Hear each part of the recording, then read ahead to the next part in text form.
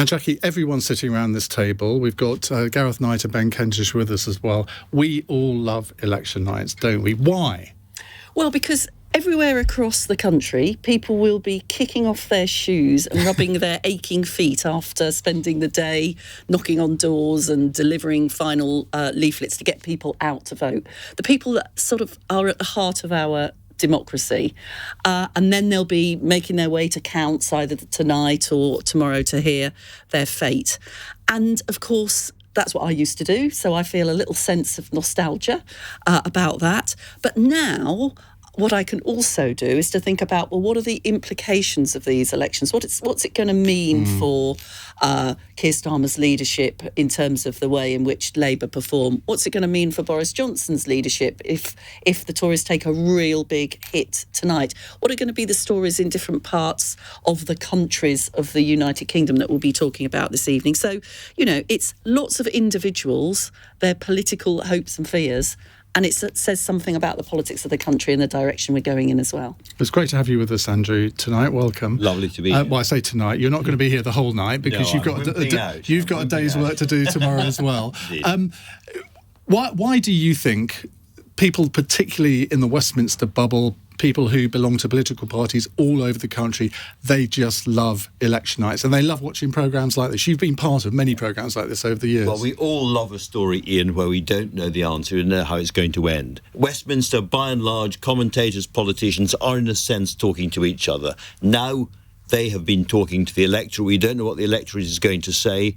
And although there's been lots of expectation management, people saying, well, we'll be up 500, down 500, all the rest of it, tomorrow morning, by and large, there will be a story and we will all somehow be able to read it and understand it. And right now, we don't know what that story is, and that's exciting. Well, there will be a story in England, but I don't know whether you agree with me on this, but I think the story of these elections is actually going to be what happens in Northern Ireland. It could very, very well be.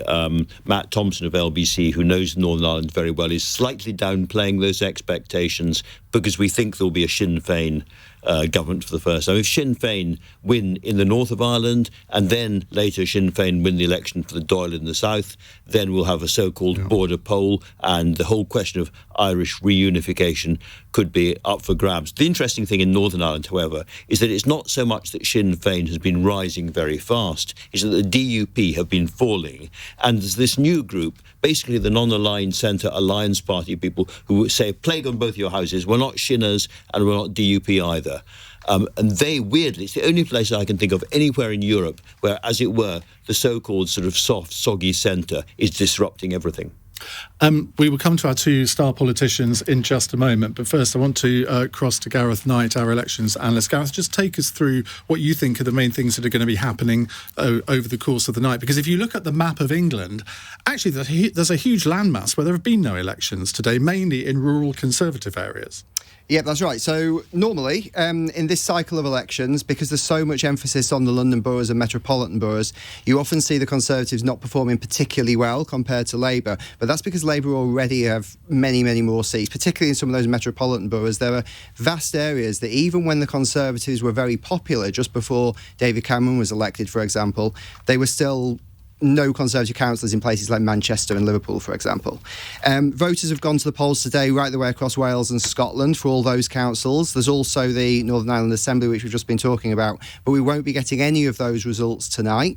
That's a mixture of various different reasons, to do with returning officers booking halls when COVID was still a thing and lots of uncertainty about that, but also the electoral system in Scotland and Northern Ireland is extremely complicated. And later on this evening, Iain, you're no doubt going to ask me to explain it, because you do every year. And what you mean? Explain why you got it wrong. Yeah, it's a nightmare to count. It takes a very, very long time, and as a result, they don't even try to count it until Friday. District councils, 60 of them, most of them electing by thirds. Hence the reason why you don't have many Conservative seats. 21 unitaries, including some new unitaries in Cumberland, North Yorkshire, Somerset and Westmoreland and Furness, which is basically Cumbria split in two, is the best way of describing it. There's going to be new unitary councils there. But most of the talk is going to be about the 32 London boroughs, big flagship councils for the Conservative, Westminster and Wandsworth and Barnet as well, all potentially could flip to Labour. But we said this 4 years ago and none of that happened. Hillingdon is a long shot Labour target if they have a very good night. On the flip side of that, though, the Conservatives are hoping to go for Croydon. They're also hoping to take Sutton off the Liberal Democrats too. One of the key stories is going to be some of these boroughs where the Conservatives could get wiped out. Richmond upon Thames is the most obvious example of that. This was a very solid Conservative borough not long ago. There's a real chance they could lose all of their councillors there. Equally, Camden. Some people are talking about Hammersmith and Fulham, although I don't think that's likely. I think Fulham is safe enough for the Conservatives. But there's a real chance this could be a bad night for Boris Johnson. But all of the politicians, and we're going to speak to some in a moment, are all going to tell us how badly they're going to do this evening, how this is going to be an atrocious evening, to play down expectations as much as possible. But realistically, the 4 years ago, very few councils changed. So there's a lot could change this evening, but maybe not much will change either. Hedging your bets there, aren't you, Gareth? And I understand why. And Ben Kentish, our Westminster editor, what could we extrapolate from tonight as regards Boris Johnson's future and the likelihood of maybe an early or later general election and the result of that election? Can you really genuinely extrapolate things from local elections in that way? Yes, you can, Ian. This is the first indication we've had since Partygate, the first indication in some of these areas in several years as to how voters are feeling about the main parties. And it's an absolutely pivotal night for that reason, for Keir Starmer, for Boris Johnson and for Ed Davey. Keir Starmer has to show that Labour is making progress in several parts of the country. Scotland foremost, Ian, of course, but also the Red Wall seats that they lost in 2019 and some of the other towns in the southeast, places like Peterborough. Boris Johnson, of course, needs to show that he has the power still to command the support of voters in some of those same areas. Red Wall key once again in the wake of the Partygate row. His MPs will be keeping a very, very close eye on the results tonight. We've already had reports that some of them have already written letters of no confidence in him, dated tomorrow, getting ready to send them to Sir Graham Brady, calling for a vote of no confidence. No doubt these people have actually told us who they are and been courageous enough to do that. Funny that, isn't it? Yeah, no names just yet. And then the Lib Dems too, they need to show they're a serious electoral force once again. Gareth's talking about Richmond, some Conservatives quite worried about Lib Dem inroads in parts of the southwest and the southeast, so that's a key thing to keep an eye on too. Well, let's come to our two politicians. We have Gillian Keegan, Minister of State for Care and Mental Health, Conservative MP for Chichester, and Jonathan Ashworth, Shadow Work and Pension Secretary and Labour MP for Leicester South. So how badly are you going to do tonight, Jonathan? Well, when I predicted we were going to do badly in 2019, it was headline news, but apparently the government now go around saying... You were right. You were right. I was right. I often am on these things. Look, that 2019 general election was absolutely dire for the Labour Party. We got hammered absolutely everywhere. And I think what we'll be looking for tonight is to see whether we're making progress on that result. I hope tonight is something of a turning point. And I do think Keir Starmer has not only changed the Labour Party, but I think he's led a distinguished campaign focusing with like a laser-like focus on the issues that matter, the cost of living crisis, the fact that pensioners are facing the biggest cut in their pension for 50 years, that people are struggling to pay the bills. And I'm afraid what I've been finding on the doorstep is that the Conservatives simply don't have any answers to those issues. But let's see where we get to this evening. But it's been, we'll see, but it's been a good response on the doorstep. And it's very different from the response I was getting in 2019. Let's put it like that. How disruptive has Beergate been for Labour's campaign? Do you know how many people have raised it with me? 0. Not had it. Is that true? Absolutely true. Absolutely true. Not had it raised once. Trying to detect if your nose is getting a little bit No.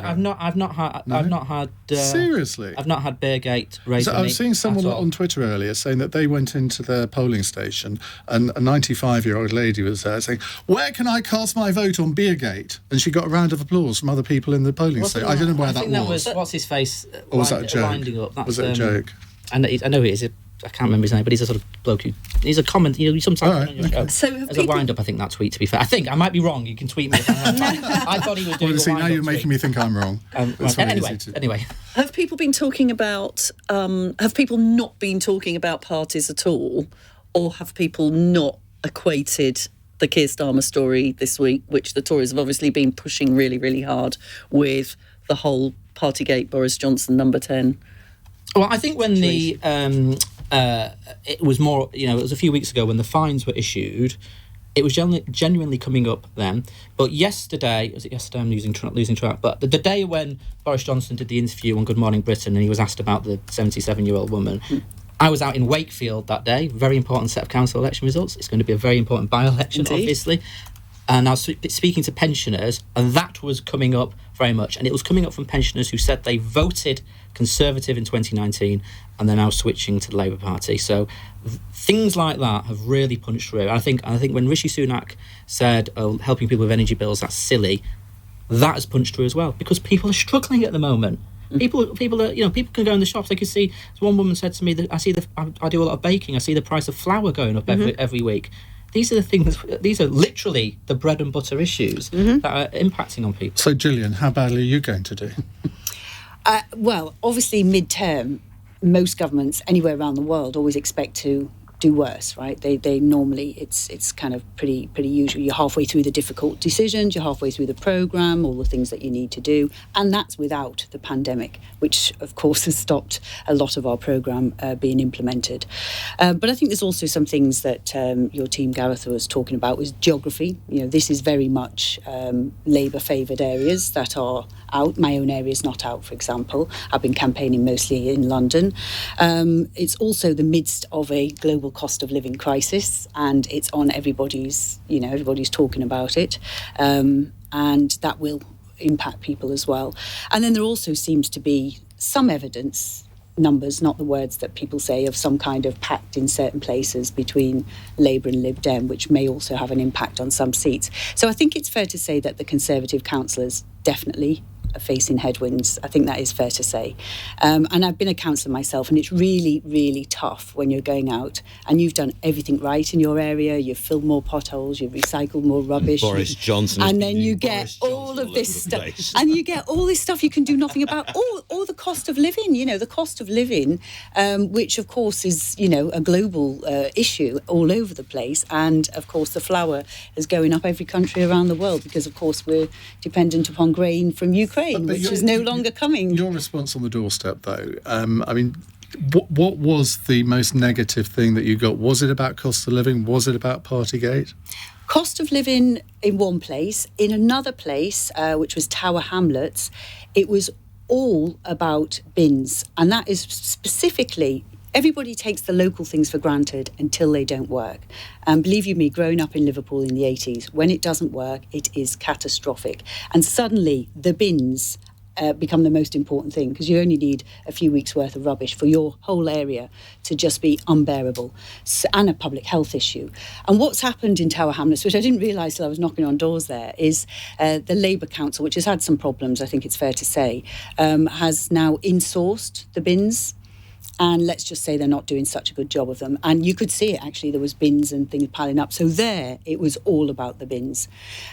Because this change has happened and people have seen it, and therefore it's very relevant. And you'll find that possibly in places, I don't know if Coventry's out, but there's been bin strikes. So where you found things like that don't work, they will be coming to the fore. Where it all works, then of course, it's the cost of living. That is the number one issue. But Gillian, local councillors always get a bit frustrated because they want people to be voting on their local record. So, I was reading stories that were suggesting that local Tory councillors were emphasising the local over the Tory. So, is Boris Johnson still an asset as far as Tories are concerned or not? Because, going back to what Jonathan was saying about 2019, to be perfectly honest, I can remember knocking on doors as a Labour campaigner in 2019 and saying, don't worry, you're not voting for Jeremy Corbyn, you're voting for the local MP. Well, it sounds like Tories are doing that now, aren't they? You're not voting for Boris Johnson, you're voting for me and my ability to get your bin emptied. Not at all, because the global cost of living crisis is not Boris Johnson's fault. And to be honest, most people don't think it is either. But I think in terms of the local Conservatives, they've been able to use that, I think, since 2007. And quite a lot have used local Conservatives. A lot of people are very proud of their local Conservative sort of badge. So they have been using that in various ways, shapes or forms since 2007. So I don't think there's anything you could possibly... Right, we'll have more from our panel in just a moment. You're listening to Election Night Live on LBC and LBC News. It's 18 minutes past 10. This is LBC. From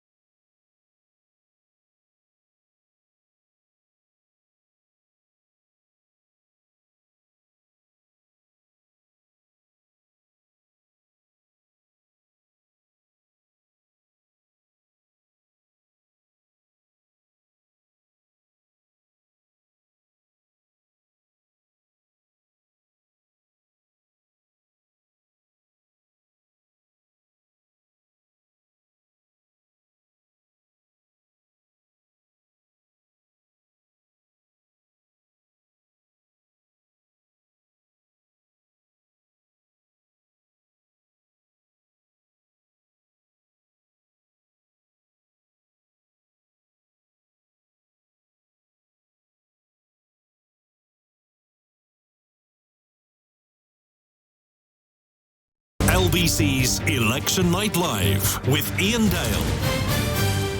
10:20 on LBC and LBC News. Don't forget you can watch us on Global Player as well as listen to us in the normal way.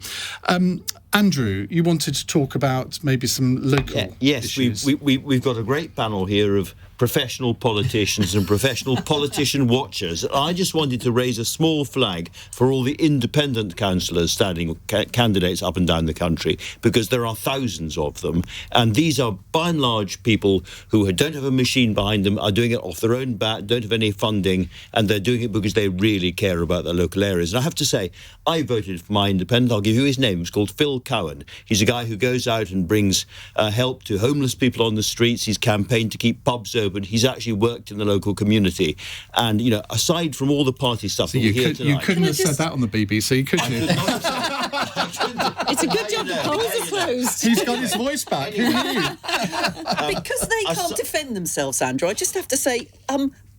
political politicians care quite a lot about the communities that they live in as well. Of course they do. It's just that in all these conversations and tomorrow morning in the papers and all the commentary, people will not talk about the independents and up and down the country. That's because by and large they won't win, the story. Isn't it? Well, a lot of them will win. There'll be a lot of independent councillors up and down. Sometimes there's groups of independents actually having some influence on the council. I just think in this weird world that we live in, where politics is in such low disrepute, and I don't agree with that, then a lot of people are looking for genuine local champions, and they're out there almost everywhere.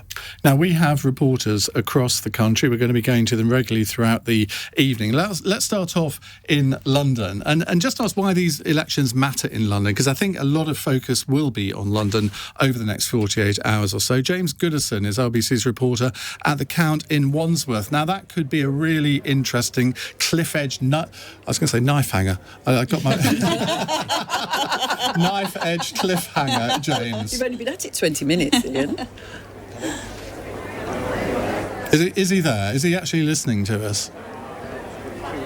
He's got very good hair, but he can't hear you. He's got very good hair, but you clearly can't hear a word we're saying. So let's go to Lily Keane, LBC's reporter at the Count in Hartlepool. What's going on there, Lily?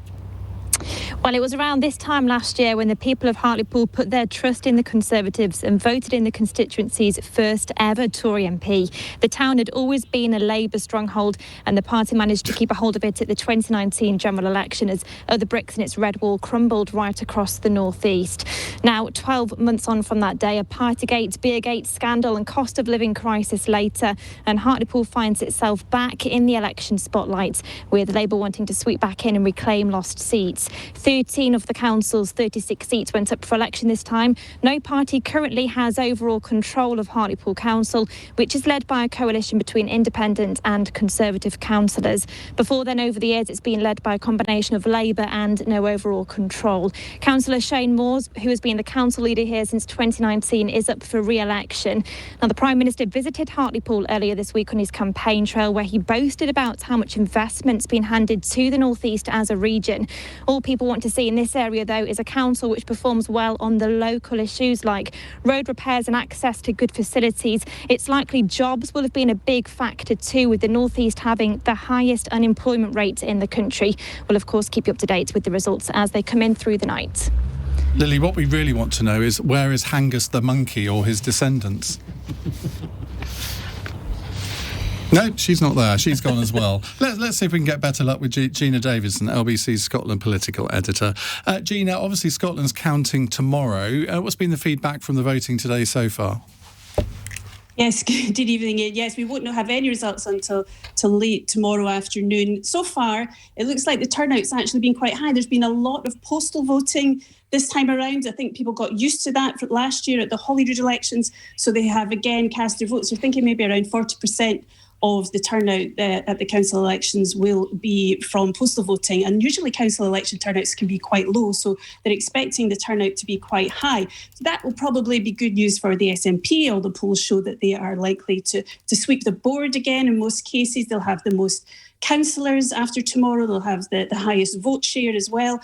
However, the battle is on for second place, and that's where things kind of get interesting, because the Conservatives are currently sitting in second place as the largest party and second largest party in Holyrood, and they are also second largest party in councils. But the polls look like Labour could actually get back into second place. Of course, Anna Sarwar, Scottish Labour leader, says that's not good enough, and they do want to start chipping away at that lead that the SNP has. But, it's going to take a lot longer than just a year between a Holyrood election and a council election for that to happen, I think, Iain. And just harking back to something Andrew said there about independence, we have 3 councils in Scotland which are run by independent councillors: Shetland, Orkney, the Western Isles, and that's very much likely to remain the case this time round as well. But we'll know what the votes share looks like by tomorrow afternoon. But then the real horse trading begins, of course, because all of this is done by single transferable vote, which means generally there are no majorities in any of the councils. The SNP might manage to swing that in Dundee. If they can elect a couple more councillors there, they might get a majority there. But all the horse trading will begin, and we'll see just how those pledges not to go into coalition with any other party will hold up when it comes down to the nitty-gritty of who actually wants to run Scotland's town halls and councils across the country. And will we actually get the results tomorrow, or will some of them slip into Saturday? Because I know that's happened before, hasn't it? That has happened before, but it seems to be the case that they think everything will be done and dusted because it's the council elections, and they're counted much closer to home rather than votes having to be shipped halfway across the country or across from the islands when it's a general election or a Holyrood election. So we are expecting to know just all of the results by the end of play tomorrow. Gina, thank you very much indeed. That's Gina Davison, LBC Scotland political editor. Jackie.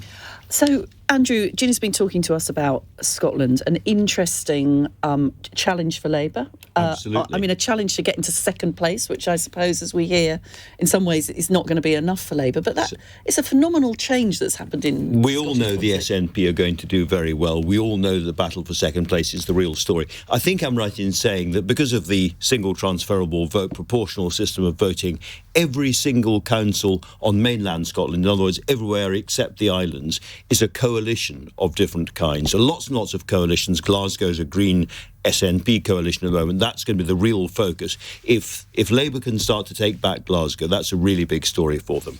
But there have been some very strange coalitions. I mean, Aberdeen, there is a Conservative Labour coalition, which has caused huge problems in the Labour Party. Portent of things to come, guys. Absolutely. So it's very different, very important, because the real question is not can the SNP hold on to council seats, is can the SNP get some real purchase towards a referendum next year, which they are still determined and promising to deliver, even as Boris Johnson, his government, says we won't allow you to have a legal one. And that puts them in a really, really hard position. They don't want to be Catalonia. They don't want to have an illegal, informal referendum. If you remember, lots of Catalan politicians ended up in jail in Spain as a result. So there's a big, big story coming in Scotland, but I fear the local elections are not really going to be a major part of that. And they're not going to show, are they, whether or not there would be sufficient nationalist support to win a referendum, even if there was one held? The SNP has kind of morphed into the normal ruling party of Scotland, you know, a business as usual governing party, and this election will kind of show that. The question of independence is now slightly separate from the question of do you vote for the SNP in these kind of elections. Rather different and much more difficult, I think. Jonathan Ashworth, do you accept that you as a party can't win a majority at the next election without gaining quite a few seats in Scotland? You've only got one at the moment. Well, there's different ways in which we can form a majority, but absolutely we have to improve in Scotland. As it happens, I was in Scotland campaigning across Fife on Monday with Gordon Brown. I was in Kirkcaldy and other parts of Fife. For what it's worth, and we were door knocking with Gordon Brown. We were getting a very, very good reception, but Jackie's getting misty-eyed now.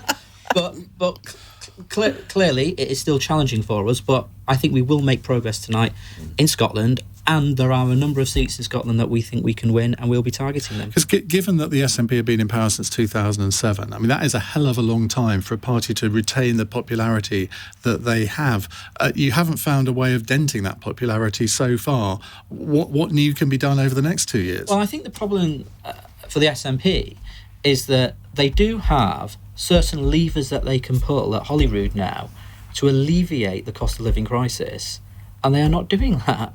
There is much more they could be doing. So I don't... Of course, there's a global phenomena, but I don't accept that the government doing all they can. I think this government can do all they can, but I also think the Scottish government should be doing more. So you have in Scotland, in Anna Sarwar, one of the most impressive Labour politicians in the entire UK, but the problem you've had is that Nicola Sturgeon, let's be honest about this, is one of the most charismatic and effective politicians, political leaders the UK seen for a very, very long time. And up to now, the Labour Party hasn't had anybody who can really stand up to her.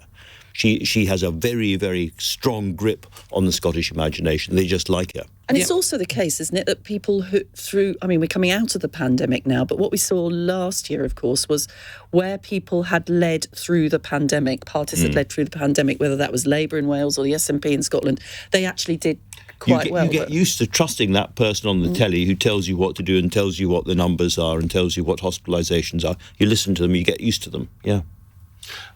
Gillian, you've got challenges in Scotland now, slightly more, because the Conservatives have done comparatively well in Scotland over the last, 10, 15 years, particularly under Ruth Davidson.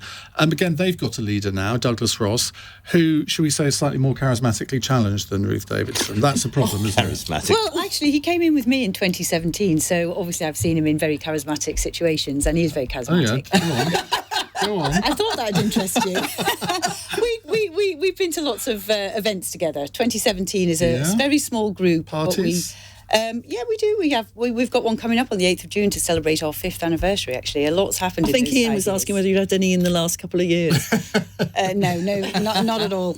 You would definitely know about it if I did. Even if I'd eaten a bit of cake, you'd know about it. But no, I mean, obviously in Scotland, 2017 was the last these elections in Scotland, and we did extremely well. It was a high point for us. I think it was the best we'd done since 1982, which was before I left school, and I'm old. So it was a very good. As old as me, judging by those dates, but there we are. Not quite. I've got to hold my hands up, and what I said about that 95-year-old lady in the polling station, Twitter is telling me it was a joke, so I accept it was a joke. What a great start to the programme. We're half an hour in and you're already peddling fake news, Iain Dale. Not for the first time. Right, let's get some proper news now on LBC and LBC News. It's 10:32. The Bank of England has warned the UK could go into recession as it increased the cost of borrowing.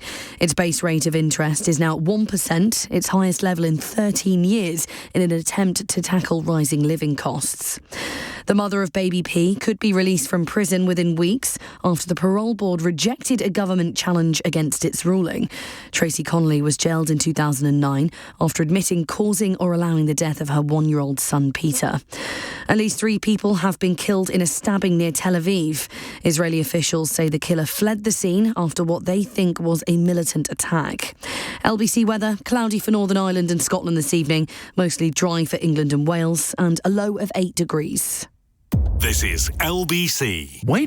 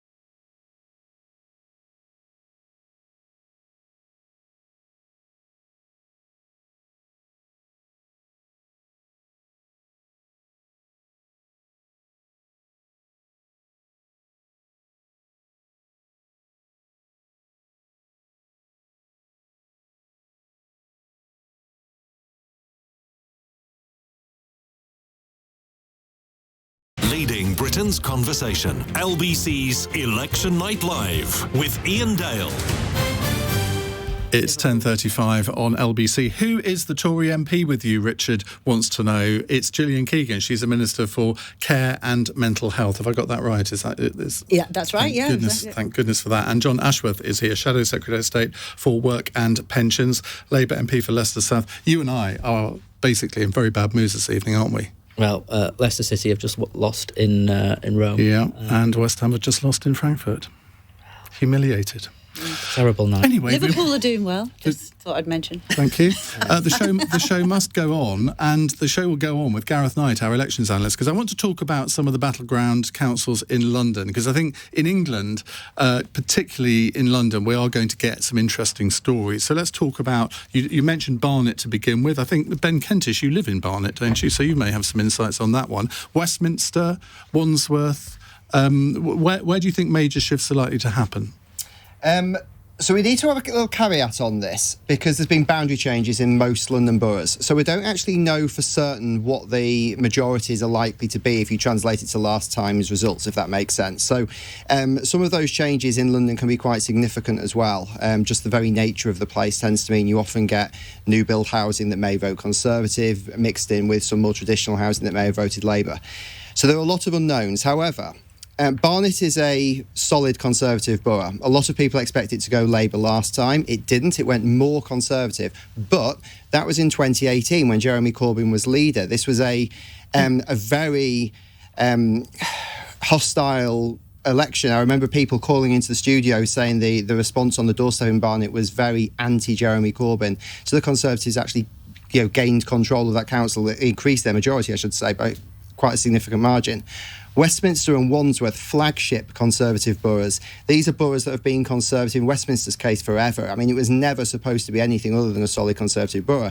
But Labour have got a chance here. It's a long shot in Westminster, a very long shot, but it is possible. Wandsworth, however, big demographic changes. It's a borough that's all about demographic changes. It was taken by surprise by the Conservatives in the 70s. They held on to it. It was the flagship for Margaret Thatcher's vision of local government, low taxes. Taxes that are so low that if Labour were to take control tonight, because of the government's own cap on council tax, it will still have one of the lowest council taxes in the country, even if Labour Council increased council tax by 5%. So a Labour council will actually be one of the lowest council taxes in the country. The council tax is that low. That really could go Labour. Ben Kentish, local knowledge in Barnet. Yes, grew up there, a big Barnet FC fan, as you very well know. I was nearly the MP for there once. Were you? Yeah. Well, you might not want to be now, because Theresa Villiers was the MP for Chipping Barnet. No, I could have been Secretary of State for Northern Ireland, couldn't I? Had a majority slashed at the last general election. There's been a lot of demographic change in the borough, lots of new housing, influx of younger voters.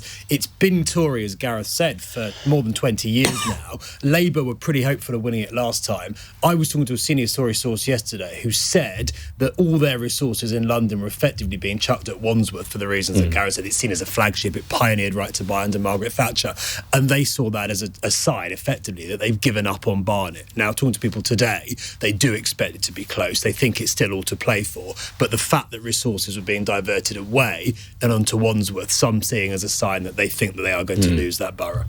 And Andrew Marr, on Wandsworth, you and I remember 1990. I was going to. Okay, I won't preempt you. Go on. Kenneth, a really important moment, because what happens when these election results come out is you focus on a few symbolic issues. And May 1990, Margaret Thatcher, towards the end of her regime, she had a very, very bad night. And as I recall, the front page of the Sun newspaper, first edition, was about Tory disaster. And then Ken Baker, who was the Tory chairman, got to work, got on the phone and pointed out that Conservatives had triumphantly held Wandsworth and Westminster. And by the time he's finished, the Sun has great, Thatcher triumph all over the front page. It was a piece of brilliant political manoeuvring, and therefore Wandsworth remains a very, very totemic council. If Labour grab Wandsworth tomorrow, we'll be reading an awful lot about it. One point about Barnet, I think Barnet's really interesting as well for a different reason. Barnet's got a very, very large Jewish population. A lot of leftish Jewish voters came away from the Labour Party during the Jeremy Corbyn years because they regarded him as an anti-Semite and they would not vote Labour. If Labour take Barnet back, that will be seen by people around Keir Starmer as vindication for pushing out that kind of left-wing influence in the Labour Party. The leftish, middle-of-the-road Barnet Jewish people have come back to Labour. That will be another story tomorrow, if that happens. Jonathan Ashworth, the last time these seats were fought was considered a really good year for Labour. I mean, despite what everyone's saying about Jeremy Corbyn, he did win seats and councils in that year. So surely you should be motoring ahead in these elections. Well, the last time these sets of elections were fought, we sort of were level pegging with the Conservatives. I mean, I don't think Jeremy Corbyn's Labour Party ever won a national election in the 5 years. Not in these seats. You weren't. You were 41% to 31% in the seats. In the London seats. No, across England in those seats. In 2018. You were level pegging. If you then, as it were, applied the overall numbers to the entire country, but in the seats you were 10 points ahead. I see what you mean. I mean, I was door knocking in Wandsworth. We were getting a good result. We have had a lot of activists there. We'll see where we get to tonight. Barnet is very important for us as well. We actually went backwards, as we was hearing 4 years ago in Barnet. We shouldn't have done. There's perhaps very obvious reasons as to why that happened. But again, we'll be hoping to make progress there. And actually, we've got the 3 constituency MPs in Wandsworth now, but there are constituencies in Barnet and actually Westminster as well that we will be targeting at the next general election, which we think are in play for us. But they're quite different, aren't they, for reasons that we've sort of touched on. So in Barnet, it is absolutely clear, Andrew, I think you're right, that and I can remember actually being in the with you, I think, Ian, in the LBC studio when we were hearing people talking about why they weren't voting Labour in Barnet, and it had everything to do with what they felt about Jeremy Corbyn and his approach to anti-Semitism. In Wandsworth and Westminster, those are seats that haven't been, those are councils that weren't won by Labour after really big general election victories, like in 1998 and in after 2001 in 2002. So that's a very big thing if those councils now shift to being Labour councils, notwithstanding the fact that there have been demographic changes in London. If Labour win Westminster, Keir Starmer will be drinking beer in public. Well, I'm not sure about that. Not for a few weeks. We've been talking about Wandsworth. I think we can now go to our reporter, James Goodison, at the count in Wandsworth. James, when are we likely to see the first results in Wandsworth? Ian, good evening. I'm hearing midnight is around the time we're going to get the first results back, but we're expecting a call on who's won it at around 5:30. Obviously, that is subject to change. I'm speaking to some Labour and Conservative people who have come down here looking out for votes, and both of them are saying exactly the same thing. Unsurprisingly, it is too close to call. From Labour's point of view, I've been speaking to some of them over the past couple of weeks, the run-up to this. They've been talking about the fact that they're hopeful they can win, but they know that the Conservatives, during their campaigns, have been knocking on every door and talking about the low council tax in Wandsworth. That is the thing that they keep on saying. It is worth noting, of course, I was here 4 years ago when it was a Labour target. They didn't manage to get it. The situation's slightly changed now because of Battersea Power Station and Nine Elms. That has shifted the demographic of this council. Worth also noting, different amount of seats as well. But I think we're quite a long way away from getting a result on this. It would be a big coup for Labour if they managed to pick it up, as Jackie was saying, in regards to when they even won elections, they didn't pick up this seat. But a lot of excitement around here. First results at midnight, probably an outcome at around 5:30. Well, we shall be back to you during the course of the night. Fiona McTaggart, your former colleague in Parliament, Jackie, she's just texted me to say your guy, I'm not sure which one of you it was, Ben or Gareth, was misleading re Wandsworth. Labour have promised to match the Tory Council's tax cut if we win in Wandsworth. I'm enjoying the programme. Well, that's the main point of that. It has to Perhaps they'd like to match it in Merton next door, where they're £900 more. Gareth, what you said. Did you say that? So basically what I said was if Labour were to increase council tax by 5% every year, which is the government's cap on council tax increases, it will still be the second lowest council tax in the country after Westminster. So Labour councils will cost you less will become the slogan that because you won't be allowed to because the Conservative government have put that in place. And I thought you believed in localism. Well, we do believe in localism, but not Apart off the from scale. when you don't. No, I mean, if you look back in history, there were times when there was double-digit council rises every year. I guess you will remember that, Jackie, because I think it was when that you were in government that time, and it was a response to that. Some councils, don't manage their finances well. We've seen that. We've seen a couple go bankrupt. We were mentioning Croydon before. That's gone bankrupt this year. Northamptonshire. Nottingham, Slough, very many more Conservatives. And obviously someone who grew up in Liverpool. It's twice. It's a hat-trick. Anyway, Julian. We would never have known that you'd grown up in Liverpool had you not mentioned it 5 times in the first 45 minutes. When you talk about local council, it's chit-chat. You talk about Liverpool a lot there.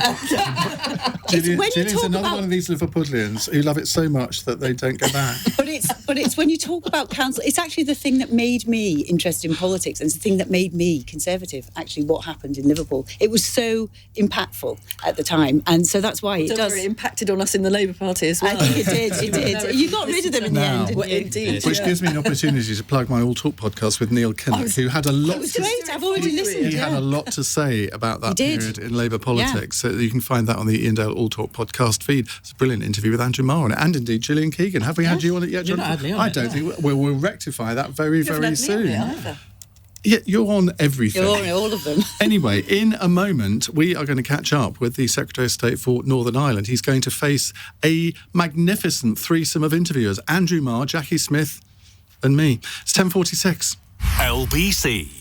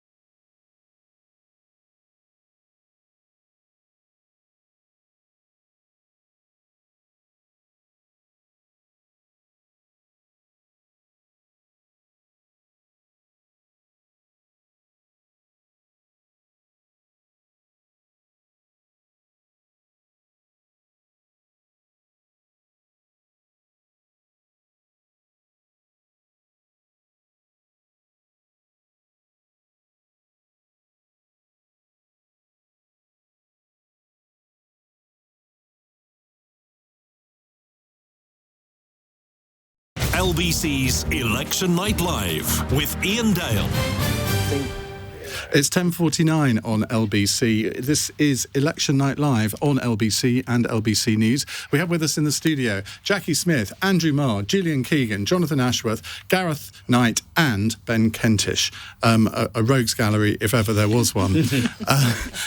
But we are going to be joined by a Cabinet Minister now, Brandon Lewis, is Secretary of State for Northern Ireland and Conservative MP for Great Yarmouth.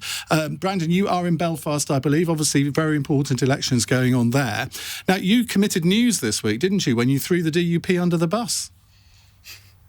No. I think that I have to say, and that's not actually what I said and what I outlined is the position we've been in for a very long time, which is that we need to get an agreement with the EU. We want to get an agreement with the EU because we need to protect the Good Friday Agreement. That's our focus. That's what we're looking at. And we want to do that with the EU. But if we can't get an agreement with the EU, then obviously we will have to look at what action we need to take as the UK government to protect all parts of the UK and the Northern Ireland constituents who at the moment are not being properly served because they can't get products from Great Britain and they can't get some of the financial support through some of the, for example, like the VAT benefits that came through in the recent statement that the Chancellor did. So we've got to make sure that we ensure that people in Northern Ireland have the same benefits as UK citizens anywhere else. And it's right that as the UK government, we do all of the work to make sure we can deliver that. But why were there all these briefings that there was going to be a bill in the Queen's speech that would effectively outlaw the Northern Ireland Protocol, which of course is what the DUP would like to happen? And you made an intervention, I think it was it on Tuesday night this week, where you said no, that's unlikely, or the what people took from that was that was not going to happen, and that intervention occurred 2 days before people went to the polls today, and therefore people think, well, you threw the DUP under the bus. Well, all I could say to you is I'll point you to actually what I actually said rather than what somebody reported I said. The point I made was that the question I was asked is, what has the government made a statement saying we're going to do this? And we haven't. The government's position hasn't changed. We will do what we need to do. We keep all of the tools on the table to do what we need to do to ensure we can deliver for the people of Northern Ireland. And this isn't actually just an issue for unionists in Northern Ireland. The Sinn Féin's leadership of Michelle O'Neill has also said there are issues with the protocol that needs to be resolved. To be balanced on the Good Friday Agreement, the protocol has to work for all communities in Northern Ireland. At the moment, it's not working for anybody in Northern Ireland, and it has no support from anybody in the unionist community. None of the unionist political parties or the community leaders, I have to say, support the protocol. So we've got to resolve that for the people of Northern Ireland and for the United Kingdom. Okay.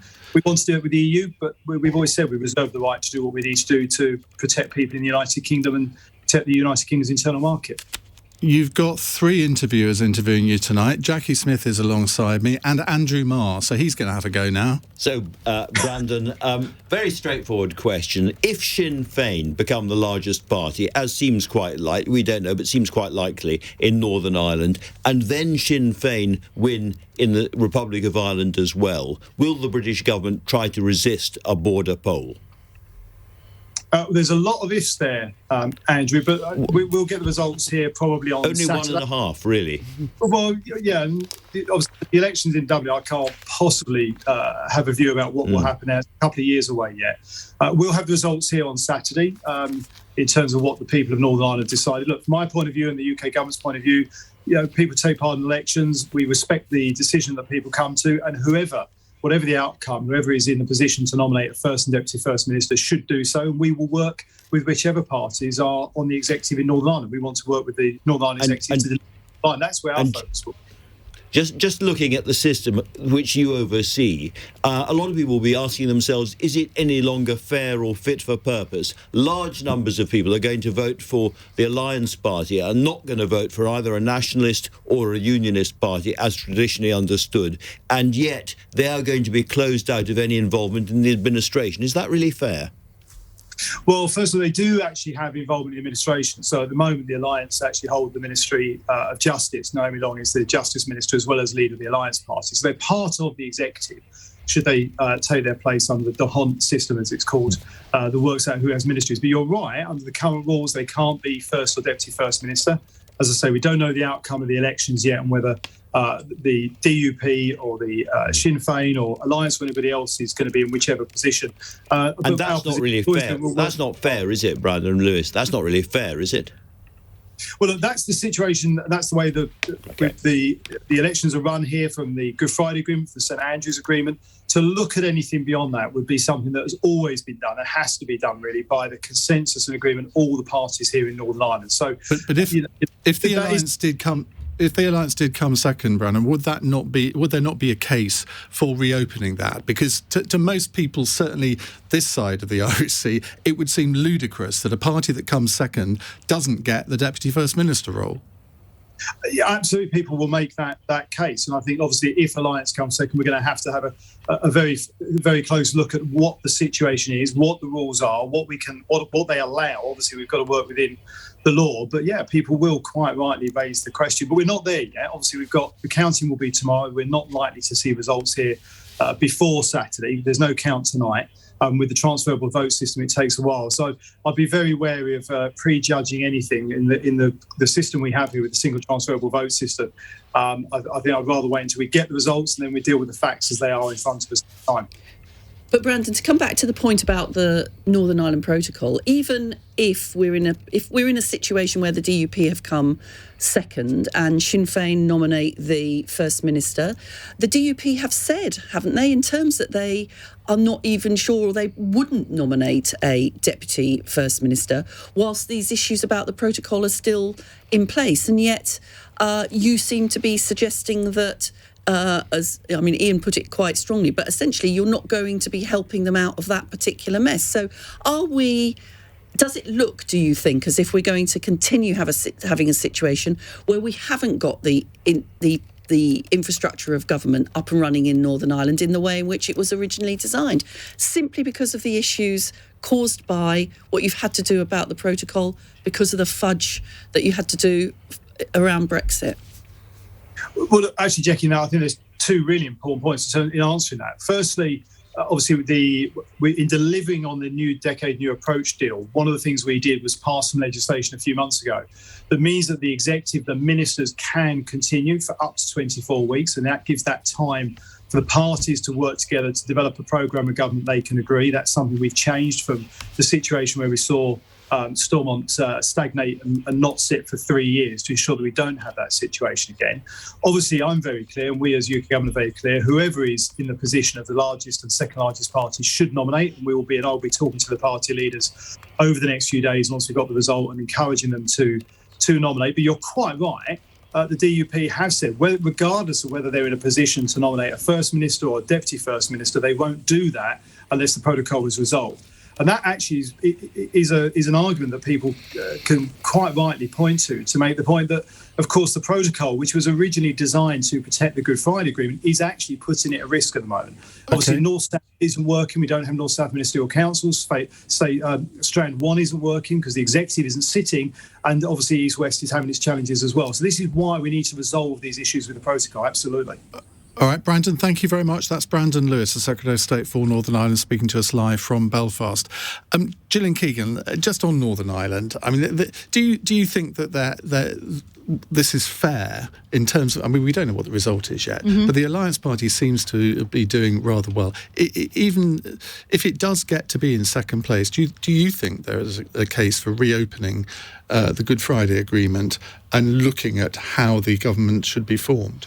Well, I mean, you've just spoken to the expert there, right, who has said, effectively, we would have to have discussions if that happened. I mean, this hasn't happened before. You can only deal with what you deal with. Obviously, it's an agreement that's been in place for a long, long time, and things have changed. And, there's many, many moving pieces, as Brandon was trying to explain, in Northern Ireland, why it probably is the most important election of tonight. Although, I think still, there's many people across the country who will think their own area is the most important. I mean, Jonathan, the Good Friday Agreement, of course, has been in place for a long time, negotiated as it was at the beginning of the Labour government after 1997.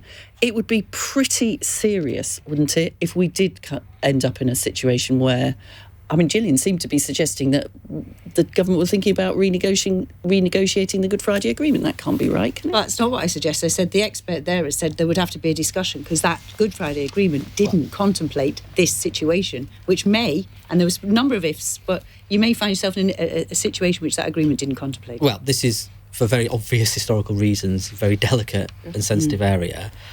We're also, talking about hypothetically, we don't know if the Alliance are going to make this advance that some are speculating. It seems to me that we're more likely to see, based on opinion polls and so on, Sinn Féin being eligible for the First Minister post. Whether that means they'll get it because of whether the DUP will nominate is an open question. But whatever happens, I would have thought, unless Stormont is up and running and the government and the Secretary of State move heaven and earth to get it up and running, the people of Northern Ireland are going to suffer again, because I know from my time when I was leading on the health brief for the Labour Party, the NHS in Northern Ireland is in an absolute state and the government isn't getting a grip of it. And people in Northern Ireland, like they are in England, Scotland and Wales, suffering massively from this cost of living crisis. So the priority has to be getting Stormont up and running. Final word from Andrew. And the bad management of Northern Ireland can only drive the nationalist case. Very profound final word from you, Andrew, there, I think. Look, we are going to conduct our first Election Night Live reshuffle because Andrew is leaving us, Gillian Keegan is leaving us, Jonathan Ashworth is leaving us. Thank you all for your contributions over the first hour of the programme. Only 7 hours to go, and hopefully in the next hour we'll get a few council results from across the country. Gareth Knight is keeping an eye on exactly what's happening in the councils that are counting at the moment. We're also going to be joined by Labour MP Barry Gardiner, Conservative Minister Tom Pursglove and Liberal Democrat MP for Twickenham, Munira Wilson. You're listening to LBC and LBC News. It's 11 o'clock. On your radio, on Global Player, and Play LBC. Leading Britain's conversation. This is LBC. From Global's newsroom at 11 o'clock. Polls have closed in local elections across England, Scotland and Wales. The Prime Minister Boris Johnson and Labour leader Sir Keir Starmer thanked voters and candidates.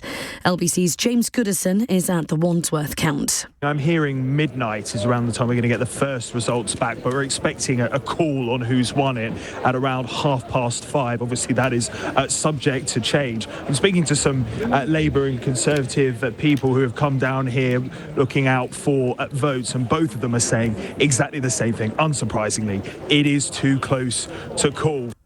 The Bank of England is warning the cost of living crisis could send the economy into recession as it announced another interest rate rise. The base rate has risen from 0.75 to 1%, meaning households with variable mortgages could face paying more.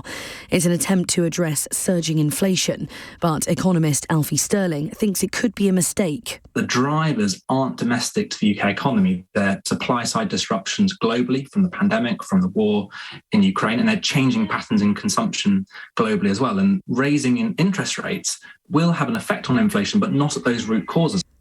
There have been reports of military manoeuvres in Belarus, with fears Ukraine could be attacked from the north. But Belarusian President Alexander Lukashenko says he's doing all he can to prevent a war.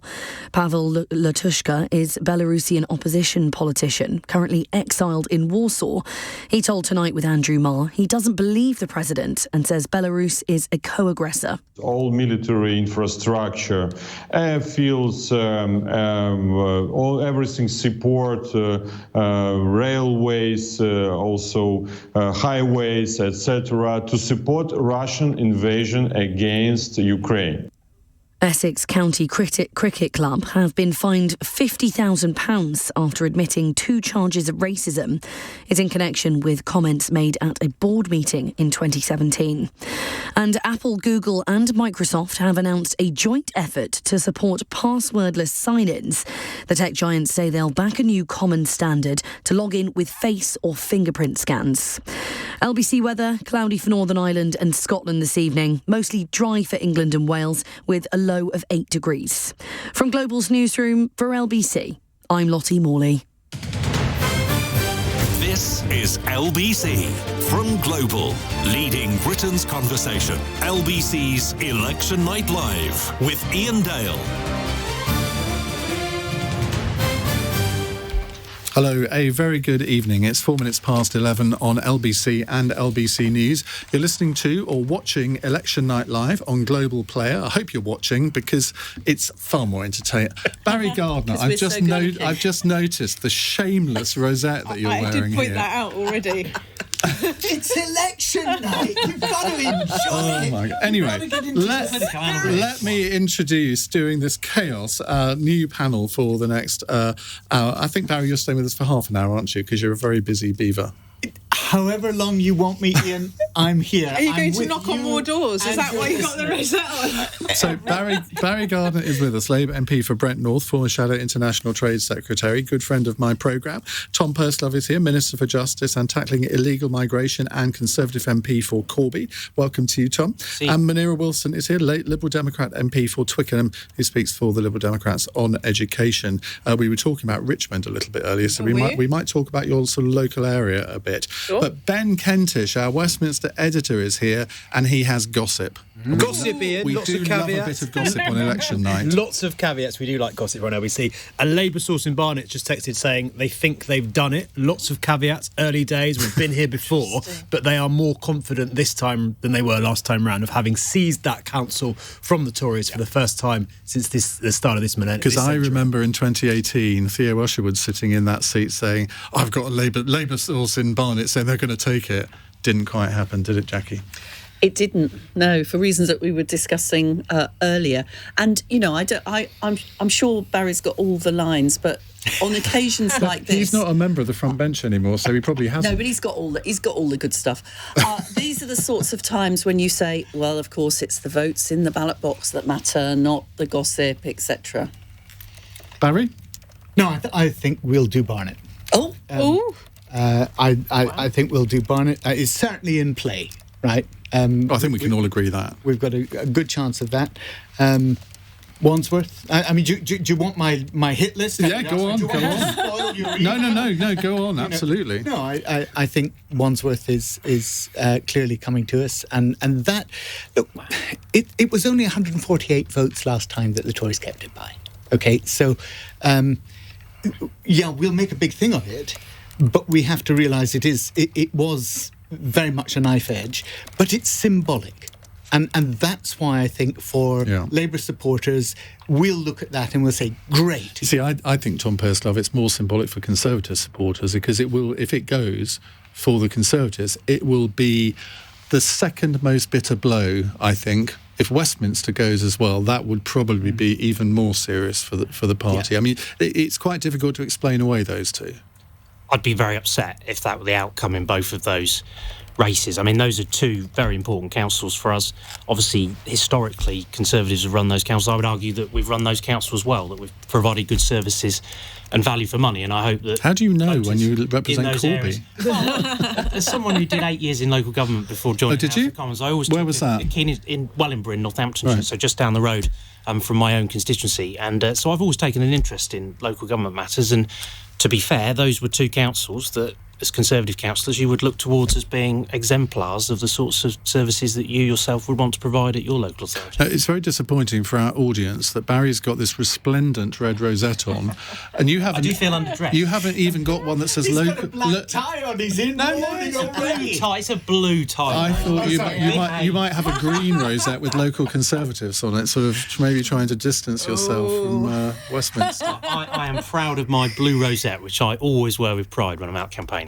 Can I talk about the Lib Dem? You can talk about what you like. That's not something I say very often. And can I ask Gareth and Ben, one of the sort of stories and hypes before this set of elections has been about the extent to which the Lib Dems will be able to be successful in what's being called the blue wall in the southwest and the southeast. So I suppose, Ben, first of all, has that been sort of hype? And if so, where's it come from? Is this what Tory MPs in the south are really worried about?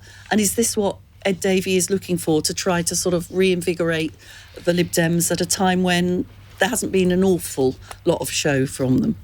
I think that's spot on, Jackie. Ed Davey absolutely needs to show some signs of success. The Tories I've been speaking to are worried about some of their heartlands in the southern shires, southeast, southwest. You look at today, Theresa May was down campaigning in Wokingham. Oliver Dowden, Conservative Party chairman, he's been out and about in Sutton and Elmbridge and places in Somerset. They are worried. They're sending some of their big hitters out there. And it's interesting because one MP said to me, with Partygate, the more affluent the voter, the more it cuts through. They actually think that could do more damage in some of the wealthier Tory shires than in the red wall seats where people are more worried about the cost of living. So it's going to be really, really interesting to see whether the Conservatives do lose seats to the Lib Dems as well as potentially to Labour, because, of course, to maintain his majority at the next election, Boris Johnson has to keep the red wall seats, but also hold on to keep that coalition together by holding on to the typically safe Tory seats in Somerset, in Devon, in Dorset, in Surrey and so on. And that is where the Lib Dems are pretty confident that they can make headway tonight. So, Gareth, where would be the places that the Lib Dems might be feeling optimistic about? Where is this blue wall? I think that certainly... OK, so we need to remember that the Lib Dems for the last few years have dug themselves into a bit of a hole of becoming a single-issue party. And in 2019, they were punished quite badly for that. And since then, they've started to go back to what I would consider what the Lib Dems are best at, which is that real focus on local issues, local campaigning. It has terrorised Labour and Conservative councillors up and down the country for 20 or 30 years. They've gone back to that, and it's actually very successful. And I think Ed Davey realises that that's the way he's going to win. That's the exact strategy they use in Cheshire and Amersham at the by-election there. It was all about planning. It was just planning. There wasn't really a big issue at that point with Boris Johnson and Partygate. That wasn't even in the news then. It was all about planning, and that's what the Lib Dems are so good at. So you need to be looking at that ring outside the M25, so in Surrey, in West Sussex, in East Sussex, possibly in Kent and Essex, although the Lib Dems have never done that well there. Certainly in Hertfordshire, St Albans, for example. These are all areas where there's big greenbelt issues, planning issues that the Lib Dems can really tap into. That's their core. They get that back, and then they can start looking at those other areas. They had Sheffield not that long ago against Labour. They had the whole of the southwest, the whole of Devon and Cornwall was basically yellow when you looked at a political map a few years ago. And that's what the Lib Dems are trying to get back. There's going to be several opportunities in London in particular. If the Conservatives' vote is shrinking in London, there's real opportunities there for the Liberal Democrats to move in places like Merton. There could genuinely be a wipeout in Richmond. Whether or not that's necessarily a good thing in terms of democracy and accountability is a separate issue, but in a motivational sense, Ed Davey is going to love it if there isn't a single Conservative councillor in the whole of South West London. So they're the kind of things he's going for. But yeah, look at those blue wall seats. Dominic Raab's constituency, for example. Look at places like Woking. These are areas that are traditional Conservative. They've never even needed to worry about it. Local councillors may be very complacent there as well. That's the areas where the Lib Dems are going to target. Before we come to Munira Wilson, obviously, to talk about the Lib Dems, I have some actual news, which is nice. Yeah, quite. Council leader of Rutland Council, Oliver Hemsley, has announced that he's leaving Rutland's Conservative group with immediate effect. He will serve as an unaligned independent councillor while continuing his role as leader of the council. I don't know how you can continue as leader of the council when you resign as leader of the Conservative group, but there we go. So that's maybe an interesting straw in the wind. We might come to that with you, Tom, a little bit later. Give you a couple of minutes to prepare your response to that. That is next door to my seat, so no doubt. Oh, so do you know him? Do you know him? I don't know him, actually. Right. But, That's the trouble. Mad. You didn't pay him enough attention, Tom. That's no doubt we will read all about him. But no, he's not someone that I've come across. Okay. Munira, Hull is looking quite positive for the Liberal Democrats, but in South West London, are you expecting to make many gains there? Well, at the moment we're confident of holding on to Kingston Council, which of course is Ed Davey's backyard. That's where his constituency is.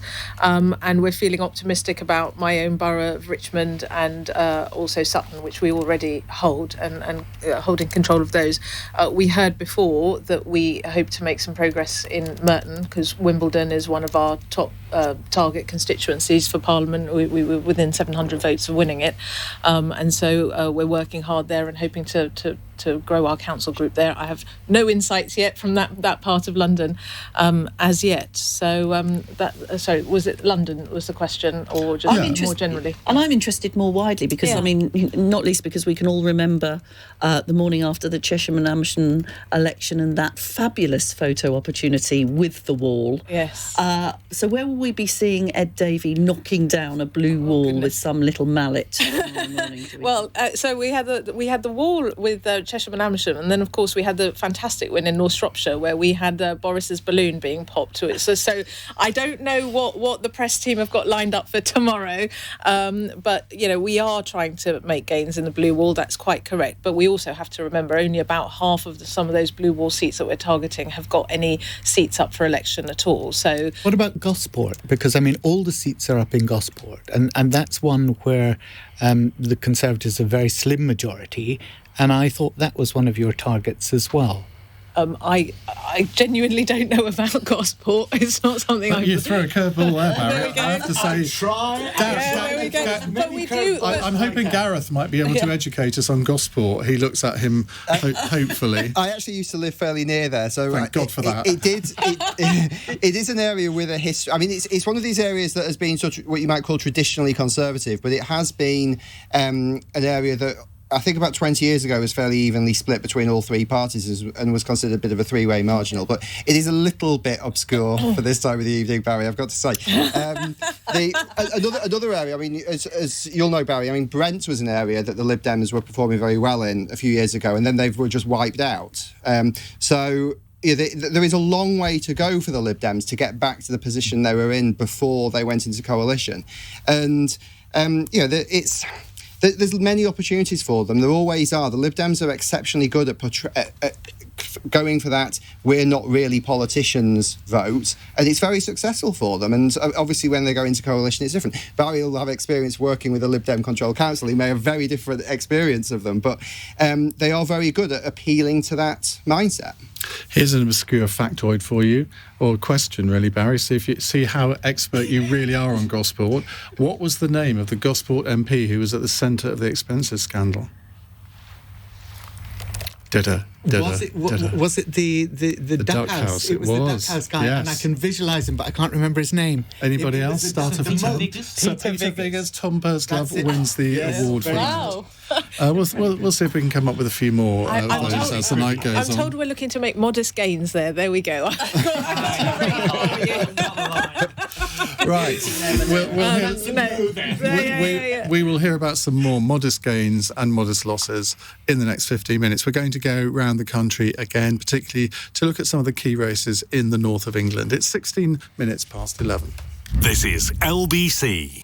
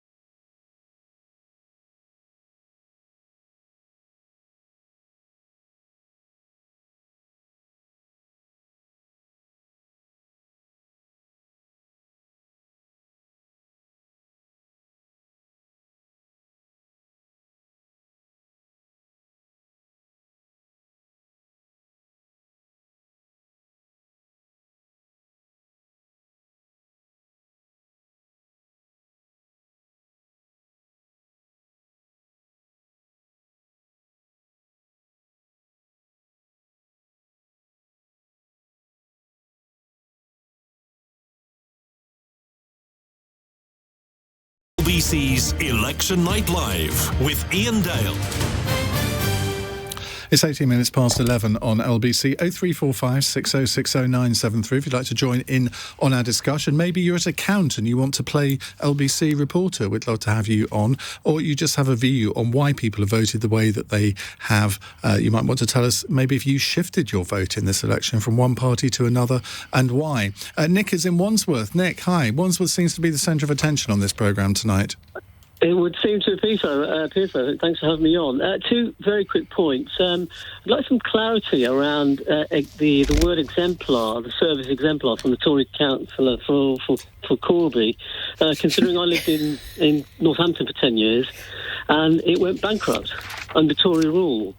So I'm not too sure what exemplar really means to him when the Tories run it absolutely to the ground and social services for children and adult social care were run to the ground. And they spent multi-million pounds on a brand new building in the centre of town, a council house, and it went bankrupt. So I'm just wondering what he means by exemplar in terms of... and I went back recently, and the high street is all empty. It's all full with homeless people in the shops, all sleeping bags. It absolutely broke my heart to go back and see that. So I'd like to get some clarity on what he means by exemplar. And the second point is, I actually voted today. I'm actually a Tory voter, long life Tory voter. Today, I voted Labour. And the reason why I voted Labour was just one person, and that's Boris. I'm absolutely sick to my back teeth of him. Lying to Parliament, lying to the Queen, him and Rees-Mogg lying to the Queen, lying in Parliament, lying to the public, absolutely stick to the back teeth. I think Ben Wallace would be a good shout, but today I've actually voted Labour. Well, Tom Purslove, when you agreed to come on this programme, I suspect you didn't think it would be the easiest night of your life. Well, you just got a good example there from a voter who switched his vote today. We heard that your former colleague Nick Bowles has voted Labour today. First time he said he actually voted Labour in 1997, which came as news to some of us. But how do you respond to Nick? Because how can you defend the Conservative position? And as he says, you call the councillor Nick exemplar. Well, I think it's really disappointing that Nick has gone and voted Labour today. He was obviously a colleague in the House of Commons for a period of time. I think that Nick slightly went off the reservation quite some time ago in terms of the Conservative approach to things. He was completely against the decision to leave the European Union. He took a position and he's followed through in that position, and he's presumably on a political journey, but perhaps that political journey... Well, there's quite a lot of people on that journey, aren't they? I mean, you look at all those people who lost the whip, and the modern Conservative Party is not the Conservative Party that a lot of people thought it was.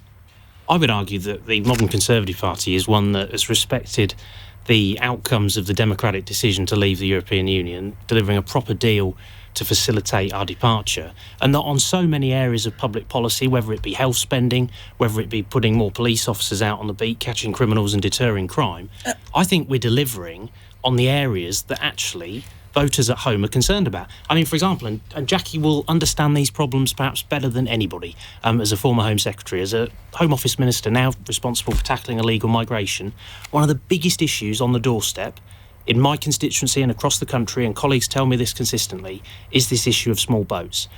We have come up with a credible policy to tackle this issue, a comprehensive plan. Labour have absolutely nothing to offer. And I think you can't continue to duck the big issues of the day and offer no credible alternative and try and hide away from those issues if you want to be a government in waiting. The big issues that the listener highlighted were your leader and his lying, and this loss of trust at the heart of politics.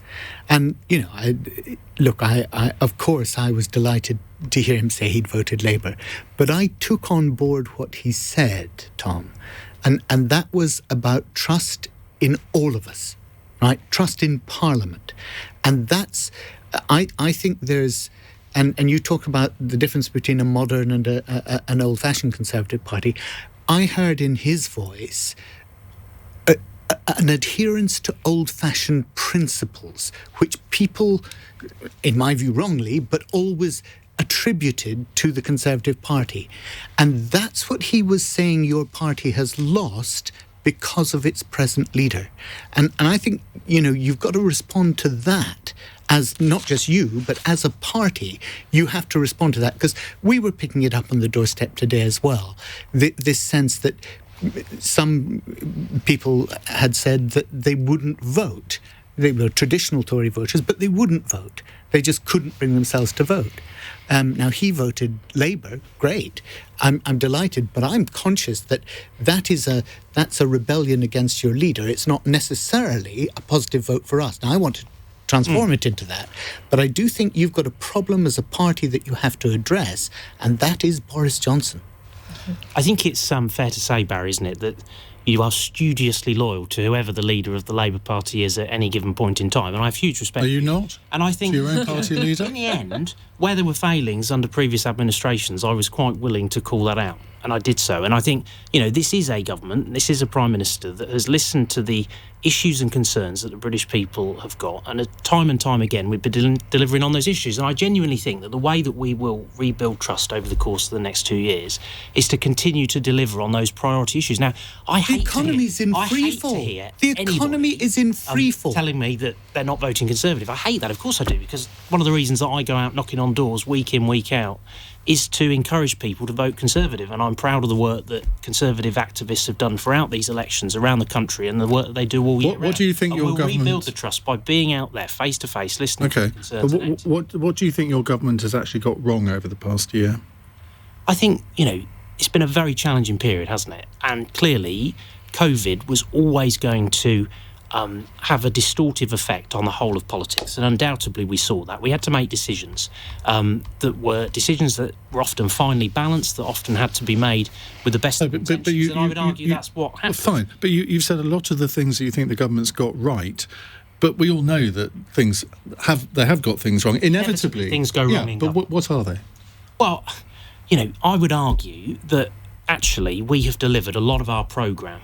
I know you argue that, but what haven't you delivered? 2 years have been dominated by the COVID pandemic, and I think that all of us would accept, the Prime Minister accepts, I accept, members of the Cabinet accept, that there were decisions that were taken during the course of the pandemic that perhaps in the fullness of time we would have made different decisions.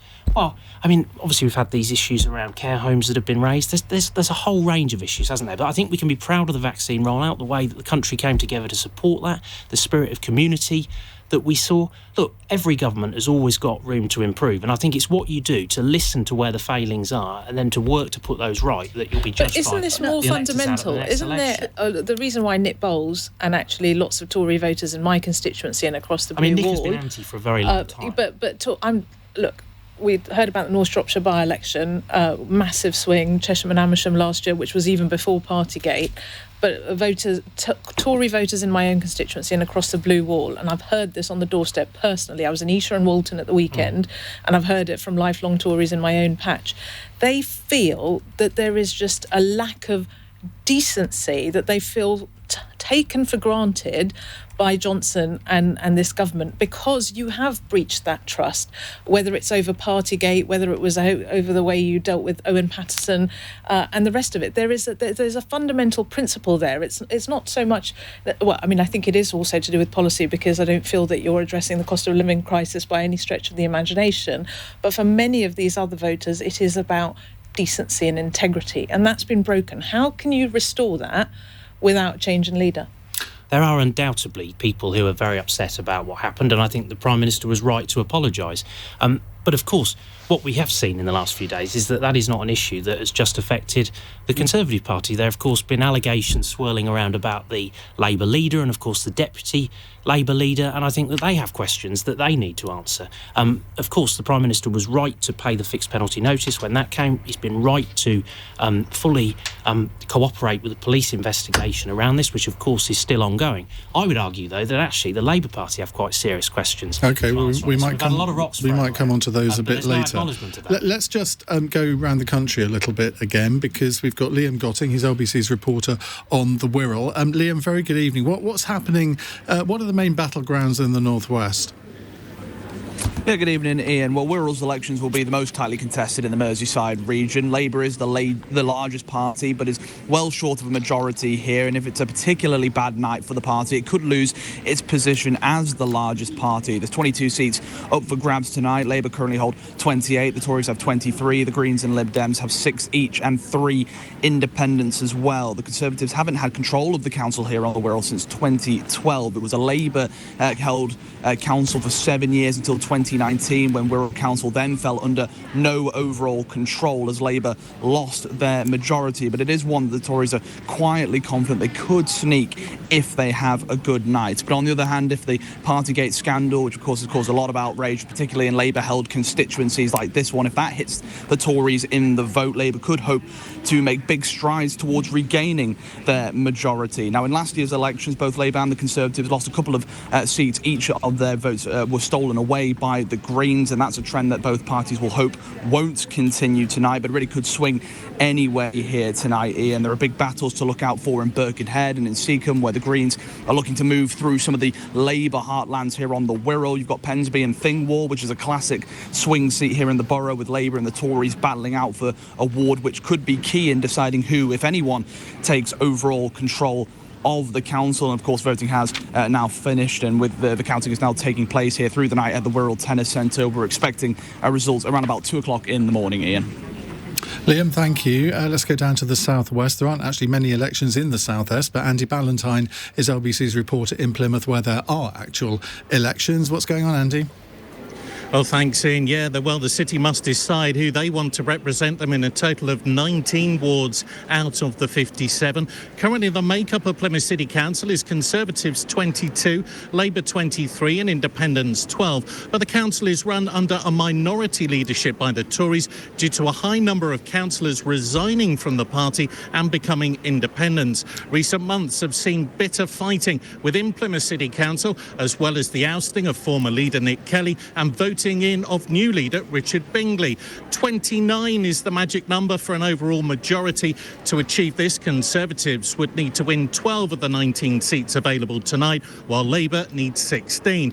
While Partygate has played a part in people's decision-making, other important issues like defence spending with Devonport Dockyard and the cost of living crisis, with the average salary in the city around £23,000. Energy bills and job security topping the local agenda here. Ian, depending on turnout, which is reported to be pretty low, verification and counting, we will still have a long night ahead of us. The first results from around 1 a.m. with the final declarations and an idea as to who will control the city around 3 a.m. We will be back to you at least once, if not twice, Andy. Thank you very much. That's Andy Ballantyne, LBC's reporter in Plymouth. So we are going to say goodbye to Barry Gardiner. I don't know if you have some final words of wisdom for us.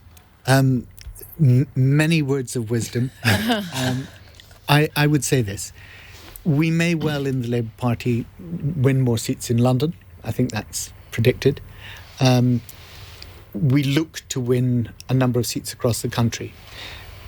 These elections, it's very doubtful that many authorities will change.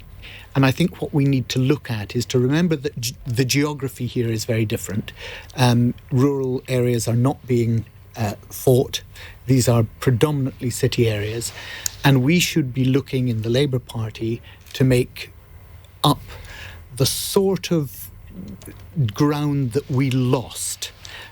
So areas like the Wirral, I think, are significant. I think Burnley, Rossendale, West Lancs, Hartlepool, Wakefield, for goodness sake, by-election coming up in Wakefield. We need to be looking to make gains here, whether we take authorities back or not.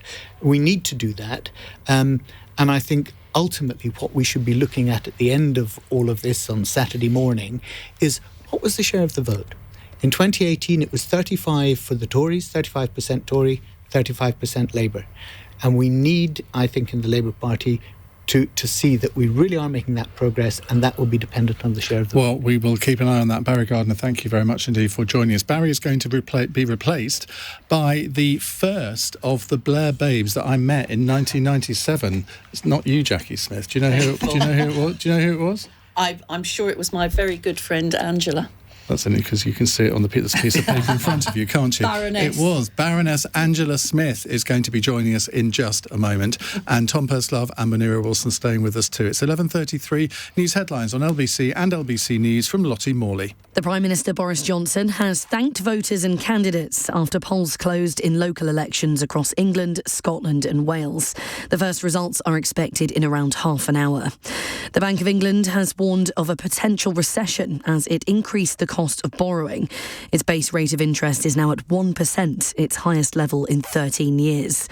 And the mother of baby P could be released from prison within weeks after the parole board rejected a government challenge against its ruling. Tracy Connolly was jailed in 2009 after admitting causing or allowing the death of her 1-year-old son Peter. LBC weather, cloudy for Northern Ireland and Scotland this evening, mostly dry for England and Wales with a low of 8 degrees. This is LBC.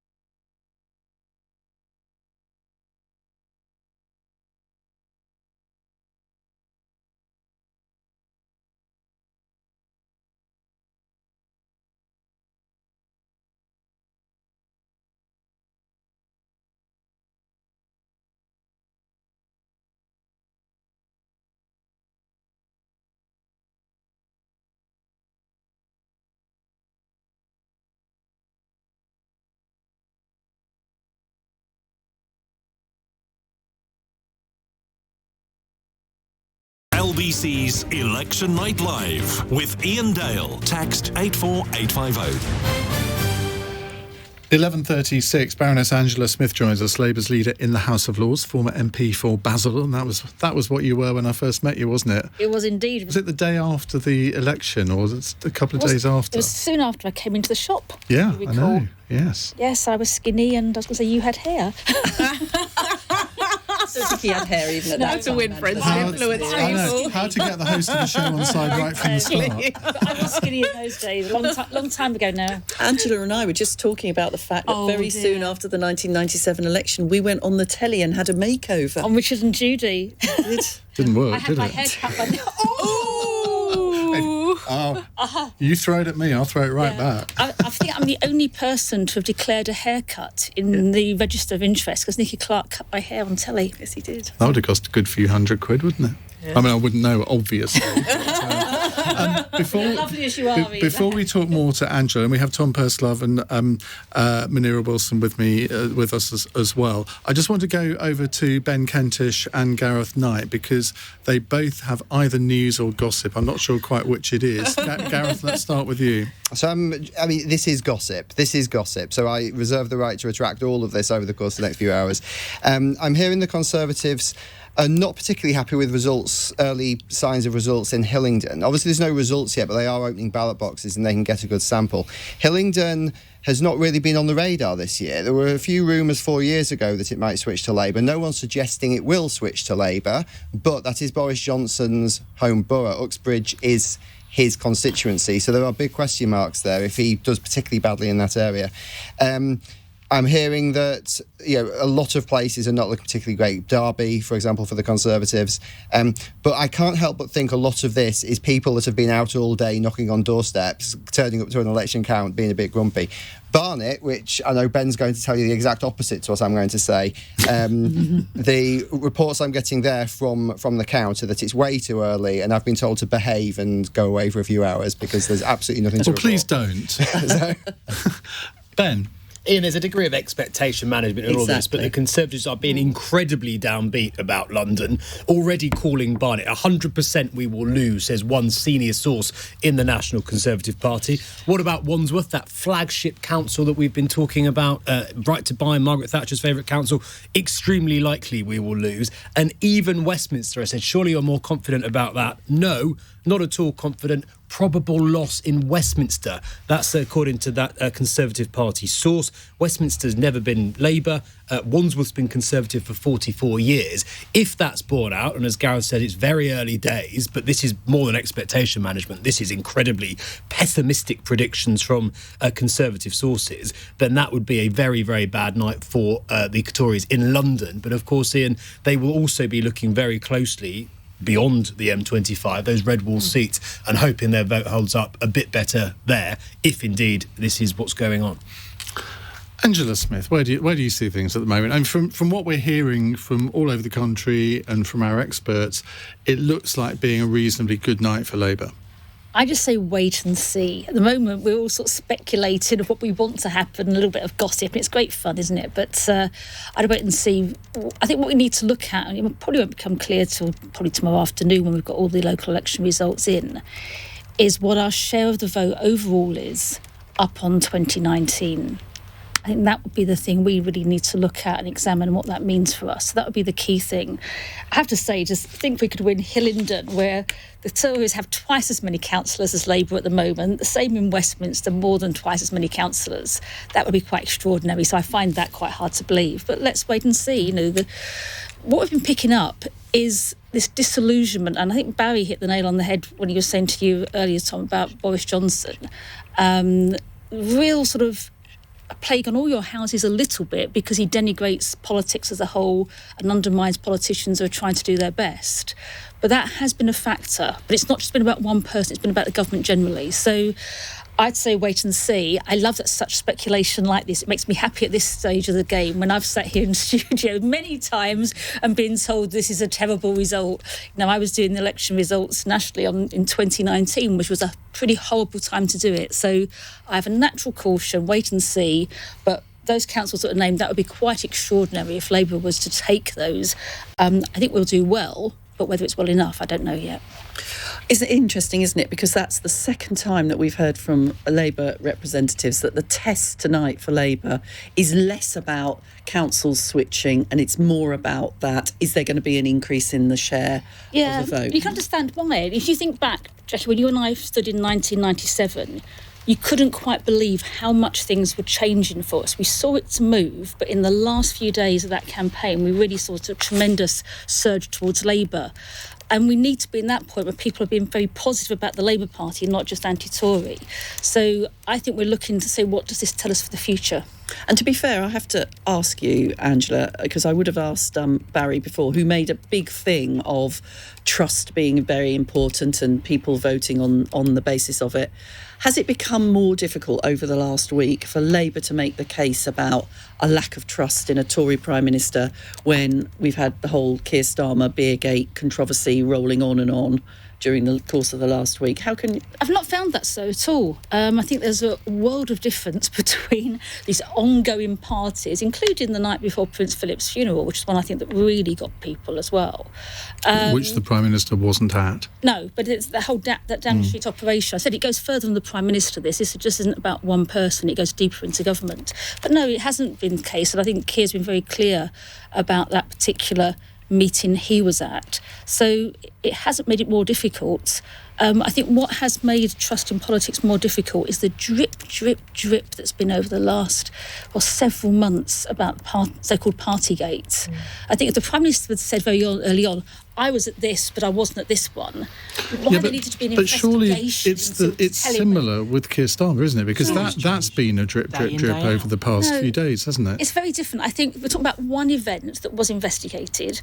What we're talking about here and what we've been focused on the elections hasn't been about the Prime Minister either. People have raised that with us. What we've been raising on the doorstep is cost of living, particularly.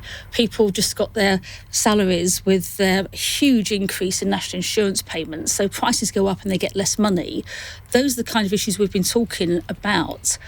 I think what's come back when we're discussing those is people saying, but the Prime Minister, that lot in government. So I think what worries me, and it's similar to the point Barry made, it becomes a little bit of plague on all your houses. Once the Prime Minister, who's supposed to set the moral tone for the country, behaved in that way, that impacts on all politicians.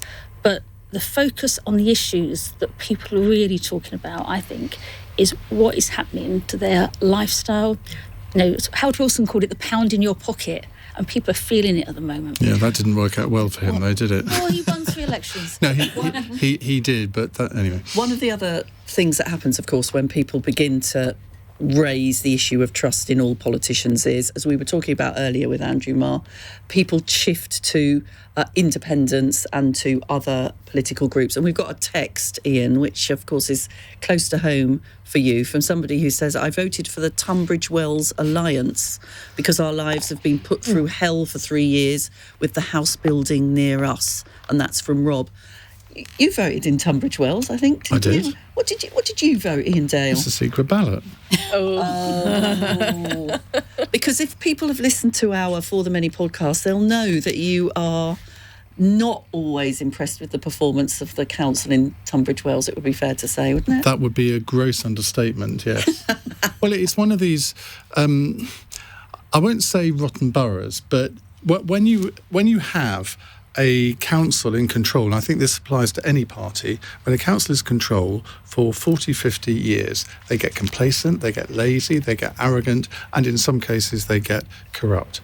And I would say some of those adjectives apply to the council in Tunbridge Wells. Strong words from Iain Dale about the Conservative-controlled Tunbridge council there. Yeah, you can see if you can get it out of me by 6 now, o'clock. so you can get away with it. Yeah, right. Right, we are going to come back to more of your calls in a moment. 0345 6060 973. Munira Wilson, Tom Purslove, Angela Smith staying with Jackie and me until at least 11, in some cases a little bit further. It's 11:45. LBC. Nick Ferrari at breakfast. Millions went to the polls across the United Kingdom to cast their votes in the local election. With the Prime Minister plagued by negative headlines, did it turn out to be a piece of cake for Boris Johnson? I've received a fixed penalty notice from the Metropolitan Police relating to an event. I once again offer a full apology. And has Beergate meant it all went flat for Sir Keir Starmer's chances? We were in the office, we were working, we stopped to have something to eat. There was no party, there was no breach of the rules. Join me, Nick Ferrari, for a specially extended local election special from 6 a.m. as all the results and your reactions come in. Nick Ferrari at breakfast. Listen on your radio and on Global Player, LBC.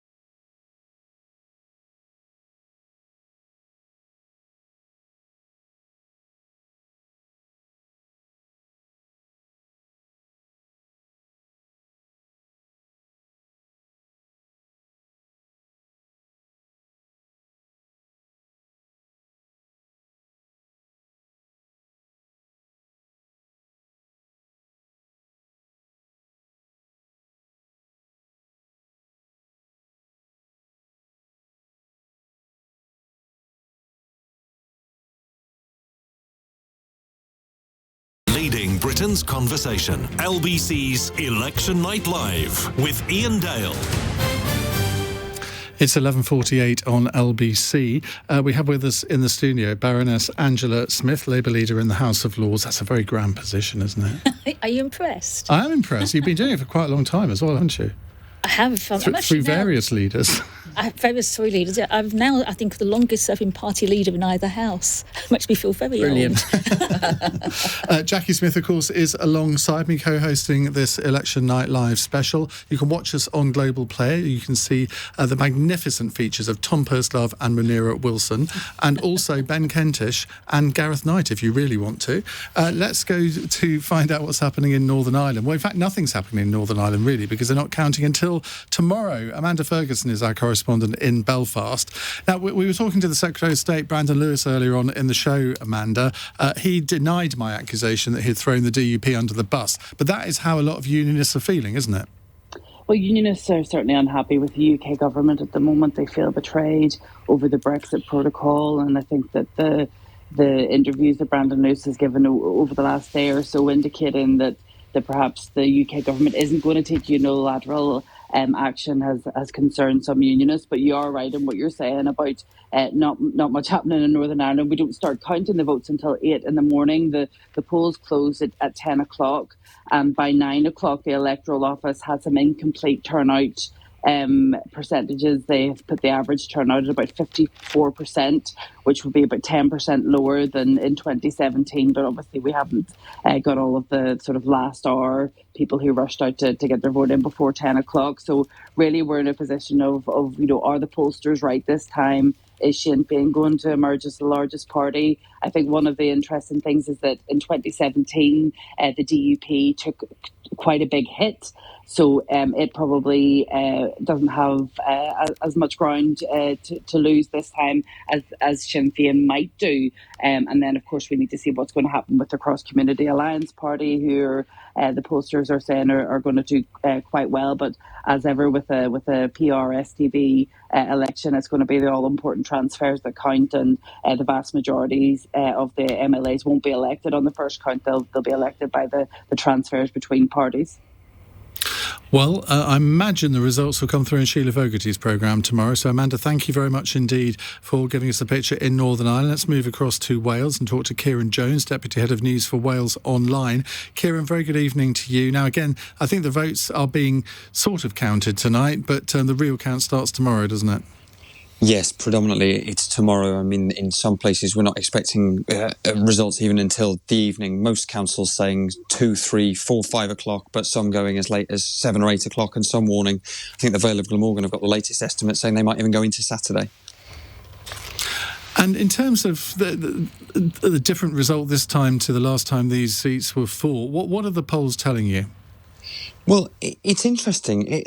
Last time round, Labour lost more than 100 councillors in 2017, but obviously we're less than a year on from a Senate election where the Welsh Government was, resoundingly reselected. Welsh Labour did incredibly well, 30 seats in the Senate, and I think they're basically banking on a very similar performance. It's actually been quite a quiet campaign, really, here in Wales. I think Welsh Labour in particular have banked on that success last year and the ongoing furore around the UK government as being enough to kind of maintain the status quo. And I think the suggestion here is there'll be some probably modest Conservative losses. They made some gains 5 years ago. Those could well be lost out, but I don't think there's going to be an enormous shift in the status quo. There's a lot of independent councillors in Wales, and that will remain the same almost certainly.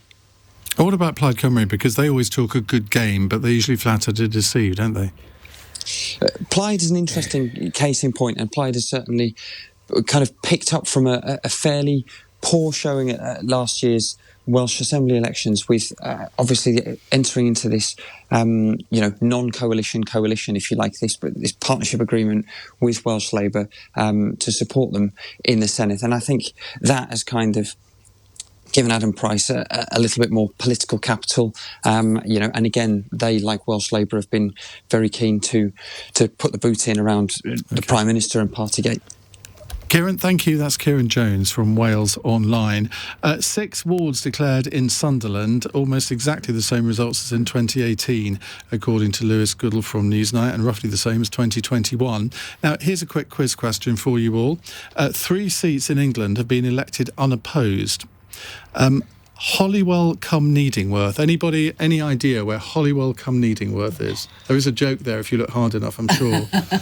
Is this one of the Cumbria ones? No, Huntingdonshire. All right, okay. Saltrey, where's that? Is this one of the Cumbria ones? No, it's Huntingdonshire. And finally, St Oswald.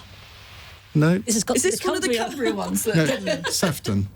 Oh, right. It's incredible that you could have local councillors elected unopposed. I know parish councils often have that. But Munira Wilson, let's come back to you because I think you're leaving us in a few minutes. What would be a good night for your party? Well, making some slow and steady gains in those blue wall seats that I talked about. I mean, we made some great steps forward 4 years ago, taking control of Richmond, Kingston, South Cambridgeshire. So we're coming on the back of a very successful result 4 years ago. We've been making by-election gains over the last year. I think we're the party that's made the most by-election gains. So continuing to build on that and move forward in those seats that we're targeting. You've got a gain in Sunderland. I know. We've taken a seat off Labour. Yeah. I can see. I saw the vote share for the Tories. I can't believe you haven't mentioned it yourself. Well, I was about to. I was getting there.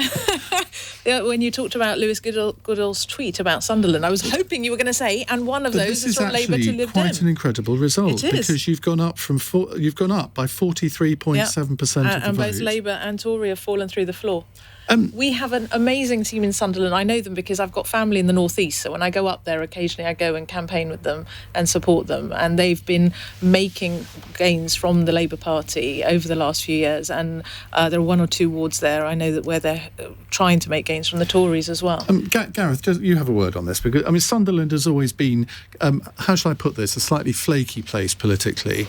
It does seem to sort of bounce from one side to the other, not necessarily in Westminster seats, but certainly in council seats, and UKIP and the Brexit Party had a really big effect in Sunderland, didn't they? Yeah, the key thing there was the referendum result. That was the thing that suddenly made, I think, the voters of Sunderland realise that they could actually change things a little bit if they vote a certain way, and since then the results have been all over the place. We saw the Lib Dems picking up seats in very Brexity areas that you wouldn't have expected.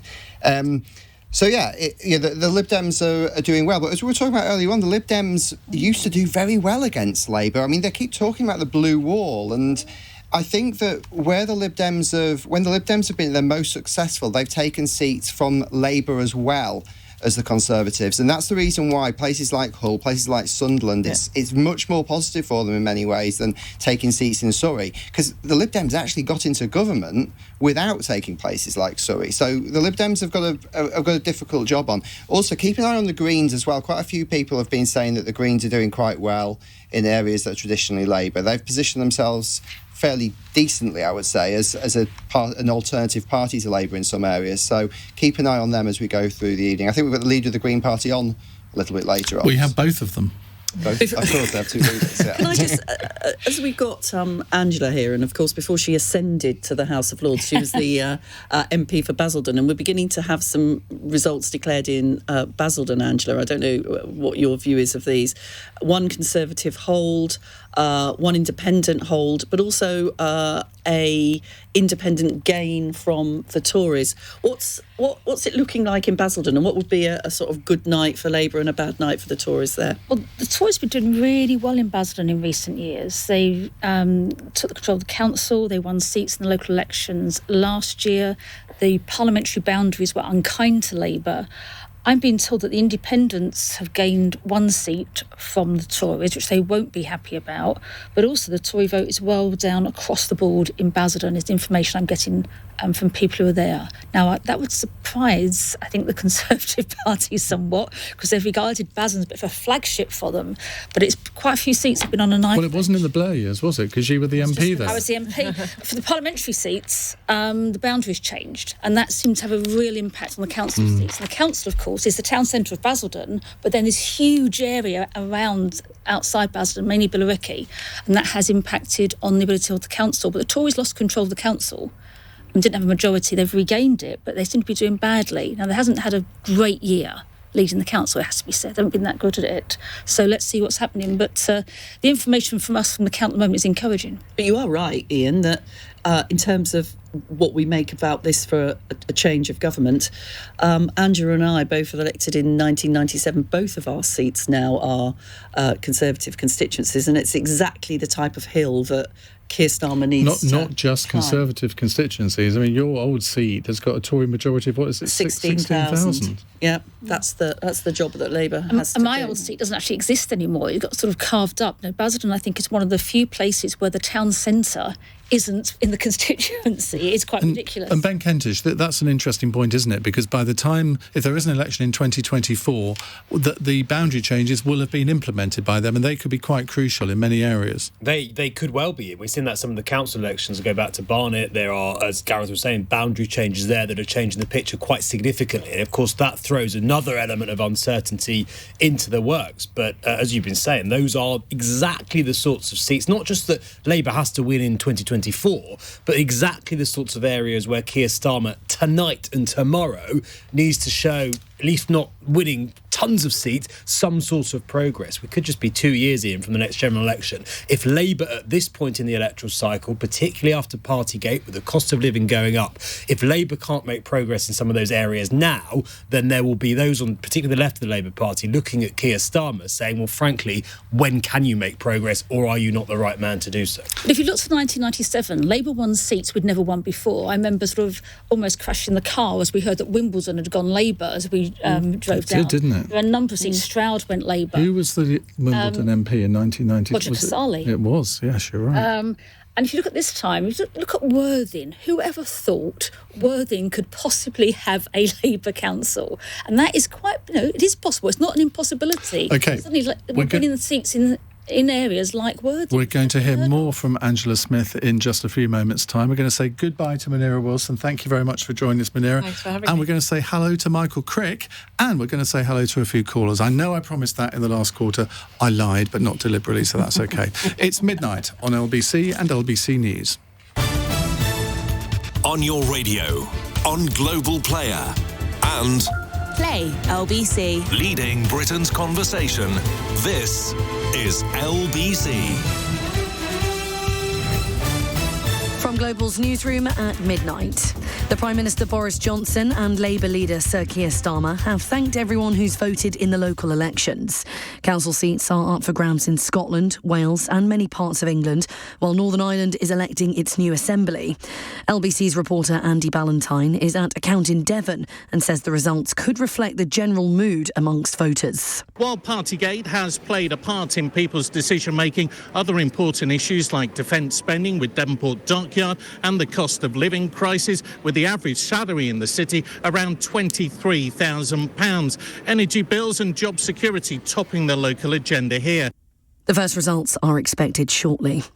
Boris Johnson says the UK will continue to intensify efforts to assist Ukraine for as long as the help is needed. Earlier, the Prime Minister said Russia's Vladimir Putin will never break the spirit of the Ukrainian people. Ukraine's Deputy Health Minister, Alexei Luramenko, says further humanitarian support is needed. Losing not only health infrastructure, we are losing medics, healthcare providers. At least 10 doctors were killed and 45 wounded during first 70 days. The Bank of England says the UK could go into a recession as it increased the cost of borrowing. Its base rate of interest is now at 1%, its highest level in 13 years. Financial journalist Paul Lewis told LBC mortgage payers will feel it the most. Estimates are it could affect people on average maybe another £40 a month. Well, that's not what people want to hear when prices for everything, food, fuel, everything else goes up.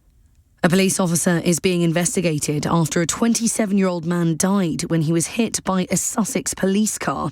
Arthur Holscher Emmert was walking on the South Coast Road on Saturday night when it happened. And Britain could see its hottest day of the year this week. The southeast could be hotter than Mallorca today, with temperatures climbing into the mid-20s.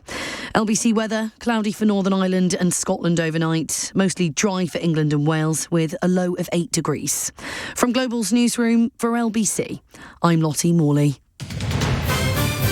This is LBC from Global, leading Britain's conversation. LBC's Election Night Live with Iain Dale. Hello, a very good morning. I wonder how long it'll be before I say good evening. It's 4 minutes past 12 on LBC, because I'm a creature of habit, obviously. Jacqui Smith and I are taking you right through until 6 a.m. with our Election Night Live special. We have a new lineup, a new addition to our panel. It's Michael Crick, political commentator and journalist. Michael, very good evening to you. Tom Purslove is still here, Minister for Justice and Tackling Illegal Migration and Conservative MP for Corby. And Baroness Angela Smith is here, Labour's leader in the House of Lords and former MP for Basildon. Michael, as you've joined the panel, let's start with you. Have you noticed any particular excitement about these elections? Because I have to say, over the last few weeks, I haven't seen a single poster up in a single garden or a single window. I saw a few posters up in Kendal in the Lake District, the Lib Dem ones, because of course it's Tim Farron's seat, that. But everywhere else, I always say about local elections, when I was working in television, I say we'd turn up with the cameras. It would be a bit like opening the fridge. You turn up with the cameras and there's activity going on, and then as soon as you go away, they all stop. and basically nothing really happens in local elections. And we as broadcasters, there's almost a conspiracy between the broadcasters and the politicians to pretend there is. And in my experience, the only Are you saying that this? Great, I've got all against me all in one go. Are you saying that this programme is just a big pretence? No, but what I'm saying is not much happens in local elections. Most of the campaigning seems to be done by the candidates or their families and friends, and not many other people. And in my ward, right, I'm in Wandsworth. Meant to be a marginal borough, meant to be perhaps going Labour. Now, admittedly, my particular ward is Conservative, but Labour did really well. They could win it, and it's in a Labour parliamentary constituency, a new Labour MP in 2017, and we got 2 Conservative leaflets, no Labour, no Lib Dem. My partner thinks we may have had a visit from a Conservative. And nobody else. Nobody rung us up. There was. It must have been the least campaigning we've had. I've had in 30 years living in that house. So you're going to tell me you voted Tory on that basis? Well, I almost didn't vote, actually. It was just, and it didn't help that they changed the polling station as well. But it seems to me if parties aren't willing to put out a leaflet saying who their candidates are and why they would make good councillors and what their policies are, then why should people... Will you have a go in, or shall I? Let's just, in defence of the people who I talked about at the very top of this programme, the people who got to 10 o'clock this evening and slipped their shoes off and sighed and sat down for the first time in very many weeks because they'd been traipsing the streets, Michael, delivering leaflets, knocking on doors. Not large, massive numbers of them, I'll give you that, but considerable numbers. And the sort of seat that I represented when I was in Parliament, Angela, I'm sure it was the same for you.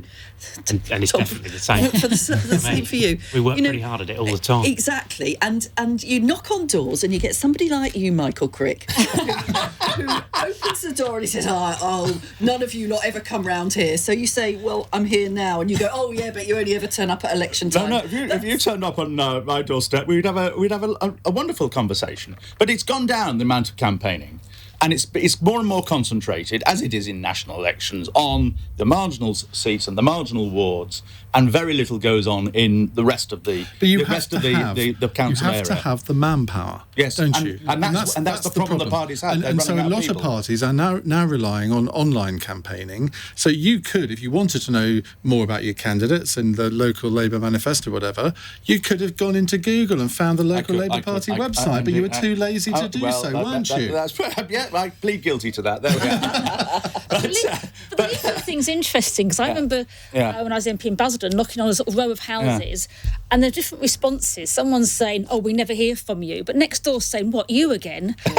In the same sort of 2 or 3 houses. So you can knock on doors. You go around knocking on doors. You knock on 20 doors. You might find 2 or 3 people at home. When I first started campaigning, you could say, 7:30 Coronation Street, they'll be in. Or you just knew there were certain times people were at home.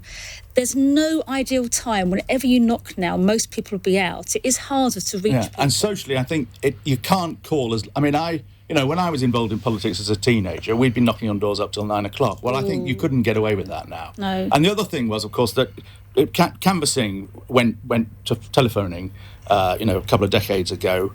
And nobody answers the phone now. A lot of people don't have phones at home, so you've got no way of contacting them. So it is harder to get in touch with voters, actually. Right, well, let's end this old Gits loving and go to some calls, because Nick in Dulwich is on the line. Hello, Nick.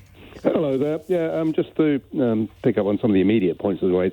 I was out canvassing today. I'm a member of the Lib Dems, and I was out canvassing in Bermondsey, and that was a hotly contested seat between the Lib Dems and Labour. And interestingly, in contradiction of what your guest is saying, a lot of people are at home because a lot of people are working from home these days, so it's quite easy to get through to people. And the response in Bermondsey was actually quite positive to Lib Dems, but I actually was really, really depressed by the whole experience, because it felt that we were fighting Labour against who we should be in line with. And without a proper coalition between Labour and the Lib Dems, I don't think we're ever going to get rid of this appalling Conservative government. So I came away quite depressed by the whole experience. And I mean, all credit for Tom Purslove to be there, but he does talk the most absolute nonsense about Rwanda and the refugee policy there. But, well, he is a Home Office minister. He does know what he's talking about. No, he doesn't. He says that Rwanda is like a forefront country in Africa. As soon as I said that. What is a forefront country? It's got a GDP per capita of about $1,000. How is that a forefront country? Tom? Look, the fact is that what we can't continue to have is people making these terrible journeys across the English Channel, putting their lives at risk, paying evil criminal gangs to do so, with all the risk to life that presents. And that means that we're having to take a radical approach to this through the comprehensive changes. That's one word for it. We're making. And of course, this is an economic and migration partnership that I would argue will be the first of its kind, and we will see further similar partnerships develop, no doubt, by countries around the world. We have to sever the link between people making these dangerous crossings and coming to the United Kingdom. Why not get the Facebook pages and the adverts closed down? Why not provide safe legal routes where people can come and be dealt with properly, but also at the same time really, really have a focus on those criminal gangs, how they advertise, how they reach people? Because there's no evidence that what's been proposed is going to work, hugely expensive, and could be very ineffective. And I don't think Rwanda is the country that the government recommends people would go to necessarily. I mean, it's interesting because obviously you were a member of the Labour government that looked at relatively similar sorts of proposals back in the early 2000s. And the truth is that there is no one single intervention that will resolve this issue of itself. And we often hear this issue boiled down in quite simplistic terms in the House of Commons and in some of the narrative around this. Look, safe and legal routes are absolutely essential, and we're doing that. You've closed so many of them down, the Dubs. The Afghanistan schemes, of course, Syria. Just very slow. And many more, and that's absolutely right and proper, and people should come through safe and legal routes. But the refugee minister said the refugee policy with regard to war at the moment, Ukraine, is an embarrassment. And that's He said it sitting in that seat there. Did he? Yeah. Now, I would really, really like to get into a discussion about Home Office policy, but I am going to resist it. First of all, I'm going to just refer to a text that we've just had that says, this is from Chris Lee, who said he should be a traditional Basildon Tory, but he voted Labour for the first time today. That's because he met Angela Smith plenty of times, and her integrity certainly swayed his decision when compared to the something bad that obviously isn't you, isn't you, Angela? Yeah, so you have to click on the whole text and then you get the whole thing. Thank compared you to the car crash how at it number works. 10. Yeah. I do always like to tell you how things work, don't I? Thank you for that. But Mansplaining. Given your integrity, Angela, and given Nick from Dulwich's argument that he wishes that he as a Lib Dem had somehow or another managed to come to some sort of deal with the Labour candidate, is there any truth in the stories that have been doing the rounds that Labour and the Lib Dems have had a sort of informal or even more formal arrangement to stand down candidates in favour of each other? Showing a bit of ankle. Well, I'm not seeing any evidence at all. We heard earlier, we had a Lib Dem MP here saying that we're winning seats off the Labour Party. So there might be in some areas individual candidates put more effort in than other areas likely to win. But I think it's very difficult. I also think it's quite arrogant of political parties to say to people who are likely to vote for them, I'm not going to stand, I want you to vote for this person. And there's no guarantee ever that it Did works. you go to North Shropshire? Did you go to North Shropshire and talk? Did you talk to your candidate in North Shropshire in the by-election? I spoke to the candidate. He works for me. Well, of course, yes. I'd forgotten about that. Well, in which case, he would have made it perfectly clear to you how unhappy he was about the way in which his campaign was utterly deserted by the Labour Party centrally here in London and left to fend for itself, while all Labour's resources were put on the by-election in Old Sidcup and Bexley. Let's just say the Labour Lords team were 100% behind him at every stage of the game. But, there was a deal with those by-elections. It may not have been agreed, but it was an understanding. You fight this one, we'll fight this one. Not something, and it happened with the two previous ones, and it'll happen this summer as well. Let's get some Given input. we came second in Shropshire Angela, before. let's get some input from Ben Kentish and Gareth Knight on this. I mean, Gareth, you look at all of the seats all over the country. Have you seen any firm evidence of some tacit pact between Labour and the Lib Dems? No, in fact, at the moment, I was just looking into a couple of results from Newcastle and Sunderland where there was you could even imply that there was some sort of tacit pact between the Lib Dems and the Conservatives. They were in coalition together. I think that it depends on the nature of the area. If you've got a strong Labour council, then people are going to go and naturally vote for the party most likely to challenge them. And it's the same with Conservative councils as well. So if you've got a strong Conservative council, you will possibly see voters coalescing behind either Labour or the Liberal Democrats. You see that in parliamentary elections. In Old Bexley and Sidcup, the result, it was the Lib Dems were nowhere to be seen. So there is a clear pattern there. I think it's very difficult. I think that the Lib Dems at a local election have a very different style of campaigning to Labour, very, very different. But voters will naturally vote for the party they think are most likely to win. And I think we'll see that with the Greens as well. And Ben Kentish? Well, no, I think, answer to your question, Ian, there's no tacit pact. What you're seeing are parties prioritising and focusing their resources on the seats that they think they're most likely to win. That said, on a national picture, you talk to some Labour MPs, and yes, of course, they would love to win the 120-odd seats. They need to gain a majority government. Most of them think their best hope, realistically, at the next general election is some sort of minority government, some sort of coalition, potentially with the Lib Dems. Now, that's why I think, and the two barriers to that previously were, of course, Jeremy Corbyn, who no Lib Dem leader would go near, and also Brexit, where there were significant differences. Neither of those things are there. So I do think as that election edges closer, and that's we're going to hear more talk about, particularly from the Tories, who will claim that that's what's going to happen in the same way they did with the SNP in 2019. But I do think that's why it's really interesting to see whether the Lib Dems are able to make gains this time round, tonight, in some of the areas we've been talking about in the South East, Somerset, and so on.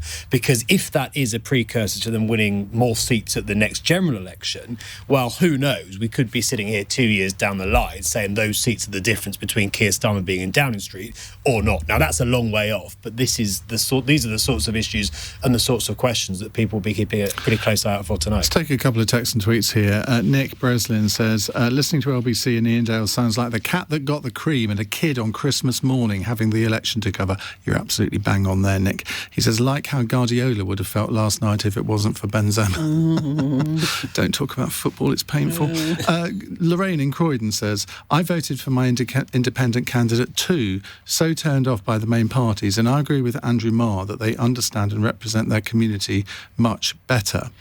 And Stephen says, can't find the live coverage on the LBC YouTube channel with Iain Dale and Jacqui Smith. No, it's not on the YouTube channel. You have to do it through Global Player. Just download the Global Player app and you can watch us. But it will be put on YouTube tomorrow if you want to watch it back. Because believe it or not, Jacqui, a lot of people, thousands of people, watch this back. And I can't imagine a better way to spend 8 hours than watching us. And if you want to listen to it tomorrow during the day, you can do so. It'll be uploaded on the For the Many podcast feed as well. 8 hours of us. What more could people want? We spoil them, don't we? On this question of a pact, understand. I was about to. Michael, you are a professional broadcaster. You knew that I was about to go to a break there, so I'll come back to you in a moment. It's 18 minutes past 12. This is LBC.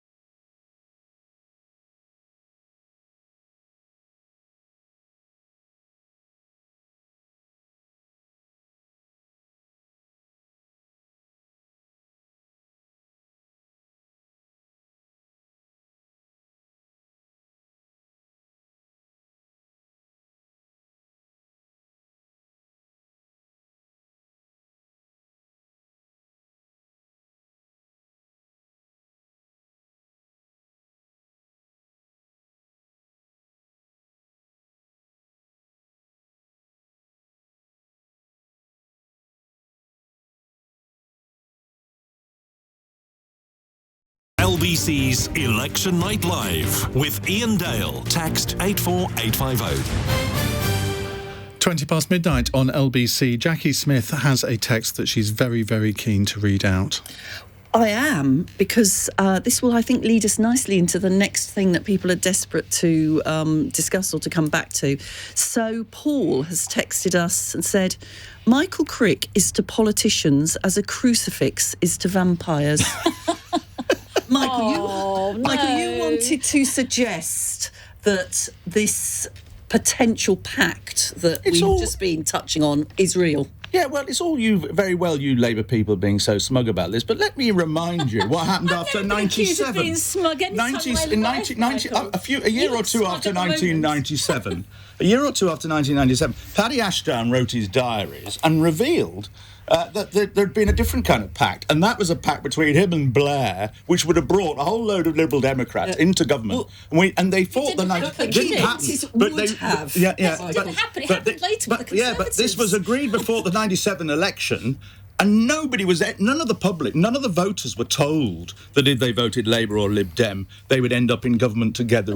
And Blair would, I know in the end, because you got too big a majority, and Blair would never have worn it. But, there are these secret deals that go on behind the scenes. And I think that what's happened here, and, from my sources, and indeed the FT said the same in February, is that basically there's an understanding, probably between officials of the parties, probably nothing on paper, probably not involving Starmer and Davey, an understanding that, we won't encroach on your territory, you don't encroach on ours. Now, whether that's a pact or an understanding, but I think there is an understanding. And there's more of an understanding than there used to be. Okay, I think we've had enough of this because we've got to announce that the Liberal Democrats have gained a seat from the Tories in Sunderland. I mean, maybe Labour helped them.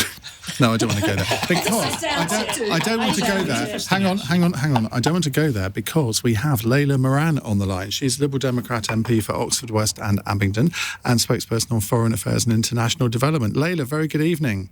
Good evening. Iain, we gained that seat in Sunderland from Labour, not the Tories. Really? Yes. I think you're thinking of a different one. Oh, is that a different one? You have definitely gained one from the Tories. So is the one I'm thinking of. No, full well you've gained from the Tories. So you're gaining them all over the place, Layla. There we go. What's happening in your area? So we've just had our first result. There was a by-election in the Wantage constituency, an area called Steventon, and we gained that from the Tories. And I've spent the day actually in both Labour and Tory-facing areas. There's certainly no pact with Labour here. We're fighting them in the city. And I have to say it's much harder against Labour, as you might imagine. But we are holding firm. I think against Labour we'll do well in general across the country to hold steady. But against the Tories, that vote is just collapsing. It's been, of course, most people say this, especially on polling day, because you're tending to speak to people that you know will vote for you. But it has been delightful canvassing today. It really has. Tories who would normally be voting Tory, very happy to tell us that, this is the first year they've decided to switch those kinds of conversations. And interestingly, it's not about Partygate and all of that straight away. It's actually more the cost of living is the reason that they give when you get down to it, if you have the time to have those conversations with them. So I think we are certainly cautiously optimistic here in Oxfordshire. There's a chance we might take the Tories out of control of West Oxfordshire District Council. We'll certainly run them close, the closest we've been in a very, very long time. So yeah, we're expecting gains, but let's see. Still early days. And we've been having an extended discussion, possibly too extended, on this idea of there being a sort of Lib-Lab pact, official or unofficial. Can you, hand on heart, say that you've never had a discussion with a Labour politician about, well, you steer clear of our area and we'll steer clear of yours? Hand on heart. Absolutely hand on heart. We certainly in Oxfordshire target the places where we are strong. And if there are places where we're not strong, we're just not going to put the resources in. And I think that's just good electioneering. That's just being really careful about. That's how you make gains, especially as the position we're in, which is very often with fewer activists and fewer members and less money. So that's classic. And where we have done it, and we did it in Oxford West and Abingdon. The Greens stood down for me in 2017. I would not have won my seat had they not done that. But Labour weren't a part of that. In fact, quite the opposite. And there were points where it was just, actually, come on, guys, please help us out here. Stop campaigning and just leave us alone so we can win the seat off the Tories. It helps you. But they continue to do it. So actually, it's more overt very often with the Greens when we've done it. And when we've done it, we actually do it very transparently. And we put out leaflets. And, for example, in one of the wards in my areas, we haven't stood a candidate. The Greens are standing their candidate. And I wrote a letter to the residents suggesting that they back that candidate. So when we do it, we're doing it very transparently. Now, of course, I know you are very, very excited about an event in September. You are appearing on stage with Jacqui Smith and I for the Many Live in Brighton on a scale of 1 to 10. So excited. And we've sold about 70 tickets already. It's amazing. Really? Oh, good. I'm glad to hear it. It's not all just down going to to be you, us having a chat. No one wants to come and see Jacqui and me, so it's all down to you. Layla, thank you very much indeed for joining us on the programme. That's Layla Moran, Lib Dem MP for Oxford West and Abingdon. I'm very clear, Iain, that I missed the opportunity to flog some tickets there, which you are an absolute expert I'm at. the best flogger around. But I just have to say to Tom, I mean, all of this, we're not going back to pacts, but we sort of are. All of this talk in the last week has essentially been a sort of expectation management, hasn't it? It's been Tories thinking to themselves, we're going to take a bit of a hammering in these elections because of our failure to address the cost of living crisis or the problems that we're having with our leader. So what we're going to do is divert a bit of attention onto the sort of process and mechanics of the election as opposed to policies. Well, I thought from what I just heard from Layla there that actually the pact is on. I sort of got the impression that the pact is on. How could you interpret that from what she said? She was talking about being transparent and saying, we have pacts with Greens and everything else. So she categorically said, hand on heart, there were never any pacts, and then said that they were transparent about with pacts. Labour. But with look, Labour. The fact is that the only one they had a pact with was you when you were in government together. Being very generous as a minimum. There has clearly been some soft peddling going on in this election, and I actually think that at the next general election, the choice will probably be more one akin to where we were in 2015. I actually think politics is beginning to normalise again after what has been quite an extraordinary few years, and none of us should predict anything in politics at the moment. And there's many reputations that have been shredded on these election nights giving early predictions, but I tend to think that... Mostly Gareth Knight. Are you feeling optimistic, though, Tom? Because, my contention to you is the reason why you're talking about a pact is because you think you're going to have a bad night and you want to divert attention onto the process rather than... Well, to be fair, it wasn't him that raised it was us that raised it. Well, I think it would be fair to say that there has been talk from Conservatives throughout the last week that there is a pact going on, which suggests perhaps not an enormous amount of confidence about how well they're going to do this evening, and therefore this diversion. I think to set these seats in context, the geography of these seats that are being fought today are quite Labour-leaning in the first place, and actually it's worth just remembering that in the run-up to 97, Tony Blair made nearly 2,000 gains in council seats, which is a very, very considerable number. I don't think that Keir Starmer's going to get anywhere near that. Rachel Reeves has said that these elections will be the test of Keir Starmer. Well, let's see. I still think that actually there are huge swathes. So do you think he would have failed if he wins 500 seats? I'm not going to get into the specifics of how this is going to pan out because, as I say, there's many reputations that have been shredded making predictions about precisely where numbers are going to end up. You actually need to look at the vote shares as well to see precisely what's going on in individual races, and that will give us a view as to where tactical voting has happened. I just don't see that sort of progress being made by Keir Starmer and the Labour Party in the way that we saw in the run-up to 97.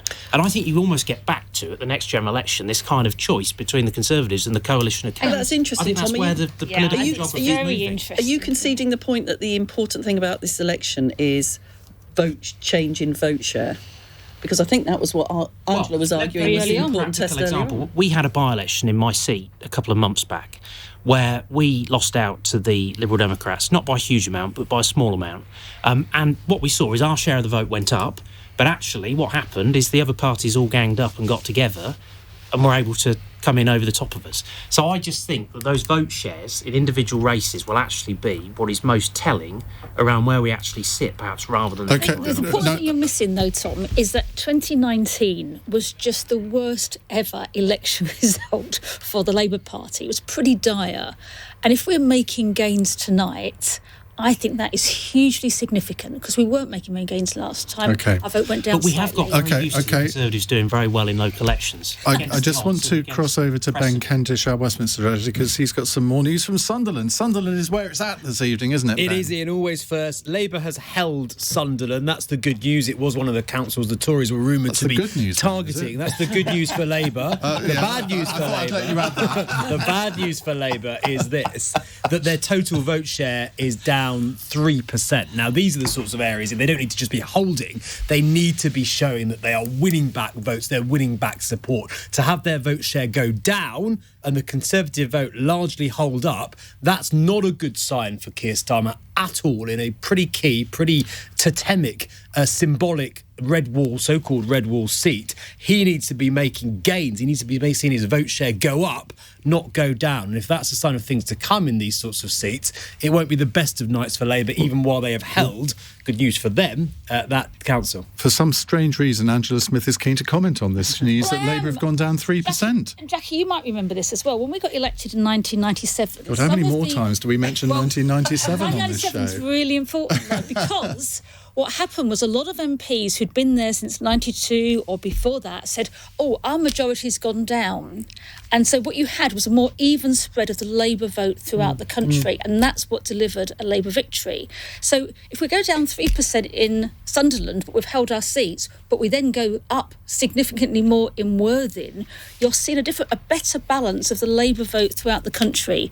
So, just judging that on one seat, I don't think is sort of the way to go. Let's see what happens. by tomorrow afternoon, what is the vote share then? That's what makes a difference.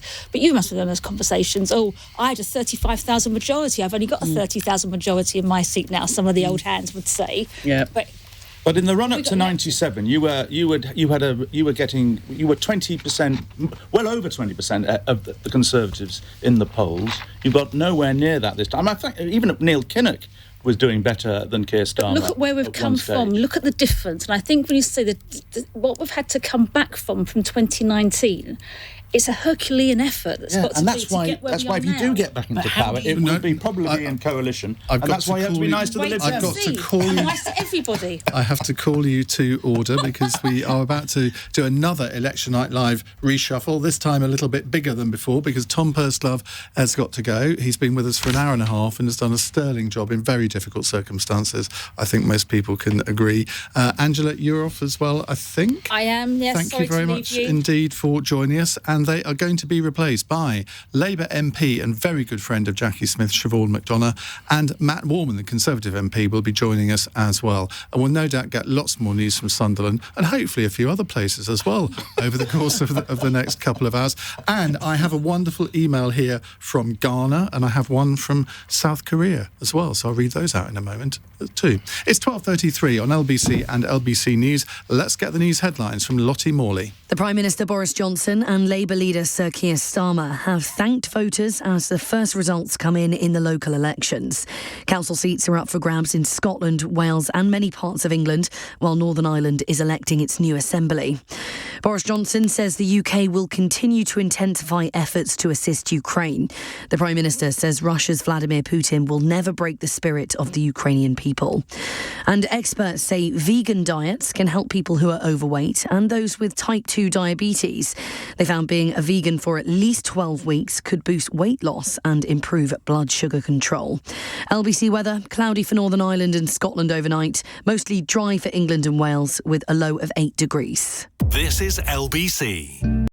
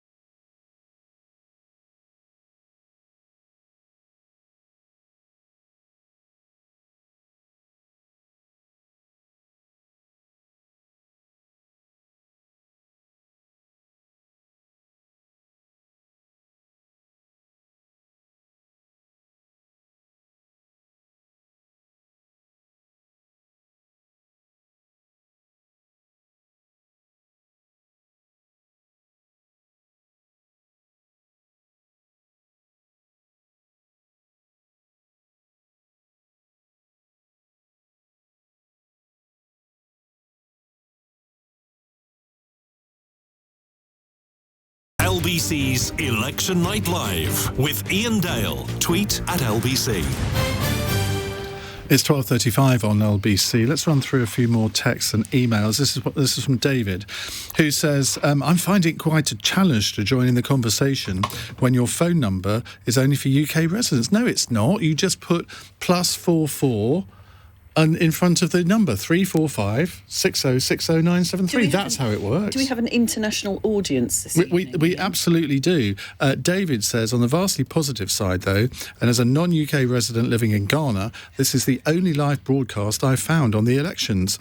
So from Ghana to London, thank you, Iain Jacqui, and the rest of the team for letting me follow the UK democratic process. It's our pleasure. And Dan says, Iain Jacqui, fantastic coverage and analysis as always. My mother is listening to you from Seoul in Korea, where she is there for my brother's wedding. Now that's interesting, isn't it? You go to Korea and listen to Election Night I'm live. just delighted you've got people listening in Ghana, because I have a lot of constituents from Ghana. Yeah, and that is the voice of Siobhan McDonagh. She is. Now, where's my list here? She is. I know this anyway. Labour MP for Mitcham and Morden. We have Matt Warman with us, Conservative MP for Boston and Skegness, and Michael Crick is here as well as Ben Kentish, our Westminster editor, and Gareth Knight, our elections analyst. Siobhan, you have, it has to be said, been fairly critical of the Labour leadership in previous years. What are you making of what you've heard so far? We haven't really had many results in so far. We've just heard that the Labour vote in Sunderland has gone down by 3%. That's obviously... You bridled at that, Jackie. What was wrong with that? That is a fact. I'm not saying that fact isn't wrong, but my understanding is that Sunderland was quite a strong Tory target. In fact, I think I'm right in saying that the Prime Minister and the Chancellor went to Sunderland. So the fact that this has been held by Labour could be seen as... Labour could have held it because the Prime Minister and the Chancellor went there. Siobhan McDonagh, where do you see the lie of the land at the moment? I think, I mean, all feedback I've had from my friends in Sunderland and from the MPs in Sunderland was, if you spoke to them a couple of months ago, they were really worried about losing it. So I think the fact that we didn't, the fact the vote's only down slightly, suggests that we are managing much more, because you don't just have a good position from great steps forward, but preventing great steps backwards, and that is what we feared in Sunderland. Matt Warman, you've taken over the hot seat from your colleague Tom Purslove. It's not going to be an easy night for the Conservatives, is it? That much is surely clear. I mean, I think obviously it goes without saying it's pretty early to say. What does strike me, though, is that Siobhan is right to say a few months ago then maybe Sunderland was looking somewhat different as a result. But for a party that has been in power for 12 years and the Labour vote share is going down by 3% in Sunderland, and that's regarded as a success, that is a pretty extraordinary set of midterm results for the Conservatives in lots of ways. So I think it's very early to tell, but it doesn't seem to be that from those very early results, this is a storming night for Keir Starmer. It seems like it is pretty typical midterm pain, and that's what I think everyone was expecting. Let's hope you're going to get out of here before you see some of the other results. Well, I could say the same to you. I mean, green gain from Labour in Beacon and Bent, South Tyneside. It's going to be an interesting picture for the next hour, but we're not going to know the real answers for many hours to come, I think. Michael Crick, it is entirely fair for a government politician to come on a programme like this and say, well, midterm, it always happens, because it does, doesn't it? Always. And I mean, the interesting theory about these elections was that the Lib Dems were going to do well against the Conservatives in the south, and that in the north, that Labour were not going to make the progress against the Conservatives that should suggest that they were going to win back lots of red wall seats. Now, that 3% in Sunderland, I'm confused. Is that just one ward? No. Or is it the whole of Sunderland? It's the whole council, wasn't it, Gareth? The 3%? Yeah. Right, okay. Well, that is, if they're down 3%, then that suggests that theory that the red wall, the Labour's not going to make huge progress in the red wall, may be true. In which case, if they're not going to get back into government without taking back nearly all of the red wall, well, all of it, really. But can you really translate local elections like this into a parliamentary election? You can't, can you? No. Well, you can and you can't. I admit there are all sorts of problems. Turnout, the fact there are independents, local factors, but nonetheless, Labour should be showing significant progress in the whole of the red wall, and we haven't seen it yet. And if you look at what every opposition rightly tries to do in these sort of elections, they try and turn it into a referendum on the government. That is not how people vote, as Michael sort of says, but it is also clearly the case that some people do use it as a way of letting off some steam for a whole host of issues, and local politicians often get the blame for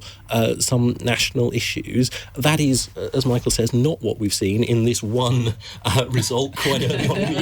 Oh my God, let's wait for all. Jackie. So, I was going to actually ask, as Michael was talking about earlier, if all of the suggestions have been that the Tories are quite worried about the blue wall in the south and the southeast, and that we're likely to see Lib Dem gains there, but that because of Boris Johnson's popularity and his clear success in 2019 in what are thought of as the sort of red wall seats in the north, that he'll definitely do better there. What would be your sort of criteria for success this evening? And is it your feeling so far that that's likely to be happening, or is the shine potentially coming off Boris Johnson even in some of those red wall seats? Well, I think the starting point does have to be there's only so much you can read into low turnout, mid-term local elections compared to the broader national picture. At the same time, I think that the PM himself has been very clear that he has got to tell a story to the nation about why it is the Conservatives that deserve to be in power again at the next election. That is about tackling the cost of living. That is about doing all of those things. It's about continuing to demonstrate leadership on Ukraine, all that. Those are different stories and different narratives, and they will be different by the time we get to the next election. So I think the danger of reading across too much in this stuff is pretty immense. But has the PM himself admitted that he's got a job of work to do between now and the next election? Well, yeah, of course he has, but that's a sort of statement of the obvious, I think. We have a Liberal Democrat gain in Rutland. Rutland is becoming the centre of attention in these elections. That's gained from the Conservatives. Let's go to Harry in Bristol. Hello, Harry. Good evening. Hi. Nice to hear lots of references to 1997 on the show when a Prime Minister got elected. But anyway, my question is basically, if Johnson was such an issue on the doorstep today, as some of the panel have said, what is the genuine Conservative argument for keeping his leader? So how could it be spun that he should stay as he currently is? Because I'm sort of lost with Tory MP and Tory HQ's logic on this. Matt can enlighten you. Well, I mean, I would slightly challenge the premise of the question. Do people bring up parties, what went on in Number 10 on the doorstep? The answer is sometimes yes, of course it is. It'd be daft to pretend otherwise. But what people talk about far more is the cost of living. It is, to some extent, Ukraine. It is the stuff that hits them in the pocket. And what they want to see is action beyond, going even further, I think, in many cases, than the steps that we've taken already to tackle those issues. Do you think the government should have gone further? I mean, when you heard the Spring Statement, were you sort of thinking, is that it? I think it was explicitly presented as a down payment on a longer programme that will be needed. I think that is right. I think the Prime Minister and the Chancellor have talked about responding to the situation as it evolves. That seems to me like it's the right thing to do. But it would, I think, on one level, it's really important to be honest with people and say the government cannot mitigate every single one of those global headwinds, and we are going to have to keep doing, the government is going to have to keep doing more and more as the picture emerges. That's your problem, isn't it? Because you use that word honest and people generally don't regard the Prime Minister as honest. Well, I think what is definitely true is two things. One, as I say, that is not the issue that comes up, number one, on the doorstep. It might be the issue that Labour want to come up on the doorstep first and foremost, because there are a range of views. I don't pretend otherwise. But the reality is we've definitely been very honest about how hard it is to address that range of issues and why ultimately no government anywhere in the world is able to comprehensively do it and make sure people are in exactly the same position. Okay, Harry, thank you very much for your call. We'll take more calls in a moment at 0345 6060 973, but I'm hoping that Gareth Knight can answer Jason's question on a text. Ian, he says, can you explain why we in North Somerset did not get to vote today? I'm feeling really left out. And of course, there were loads of areas in England in particular. Jackie, you didn't get to vote. I didn't get to vote today. No. Michael did. Matt, did you? You didn't either. I did, but most people in England in rural areas did not. Ian? That's a secret ballot. We'll get there by 6 o'clock. I will reveal how I voted at 5:30, so people have to stay watching or listening until 5:30. A chap in Ghana is going to be there a long time. Be prepared. I don't know what time it is in Ghana. Be It might be much prepared for easier a to shock. stay up. Right, Gareth, answer Jason's question, please. I suspect that North Somerset has all-out elections in a different year, probably next year, I would guess, without looking it up specifically. A lot of councils have elections in thirds, where they have 1/3 of the council out and then they have 1 year off. That's normally when a county council election takes place. Metropolitan boroughs are generally in thirds. London boroughs are all out. Wales is all out. It's a real mess, actually. If you look at this, it is a real mess. We have had a result coming from Wandsworth. It looks like the Conservatives have won 9 Elms. Now, because they're new wards, we have nothing to really compare it to, and 9 Elms is a big area of development. But it does look like the Conservatives have won that.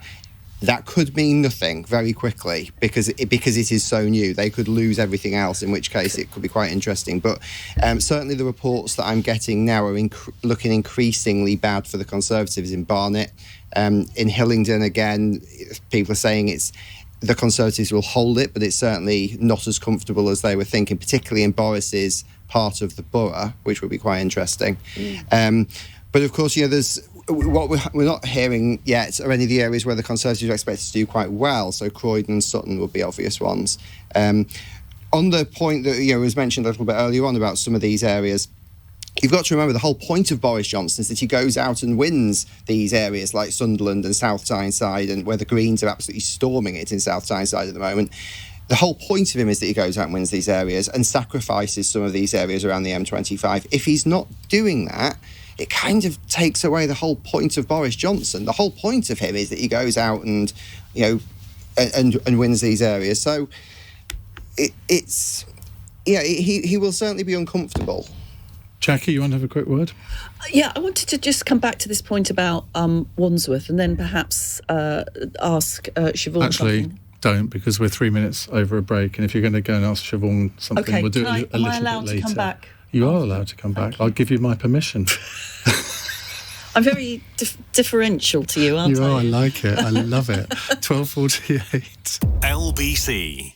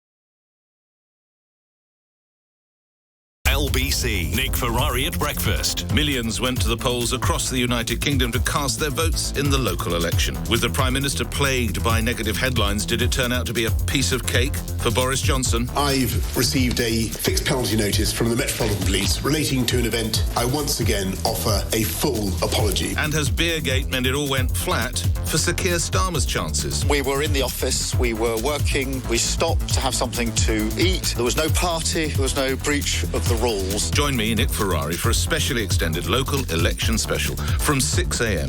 as all the results and your reactions come in. Nick Ferrari at breakfast. Listen on your radio and on Global Player.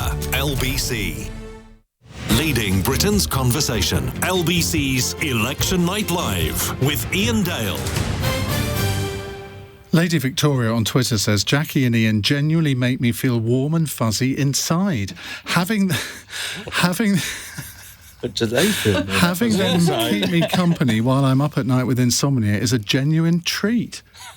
Darren Adam ought to be a bit grateful to us tonight, didn't he? Because I don't wonder whether he's getting the night off. He's getting the night off. He's in Iceland. He's just texted. He's actually listening to us in Iceland. Can you believe? That's Ghana. That's Seoul. That's Iceland. Can we get further away than Seoul that people are listening? I'd quite like to know. Right, Siobhan McDonough is here, Labour MP for Mitcham and Morden. Matt Warman, Conservative MP for Boston and Skegness. Michael Crick, political. It says here, long-time political journalist.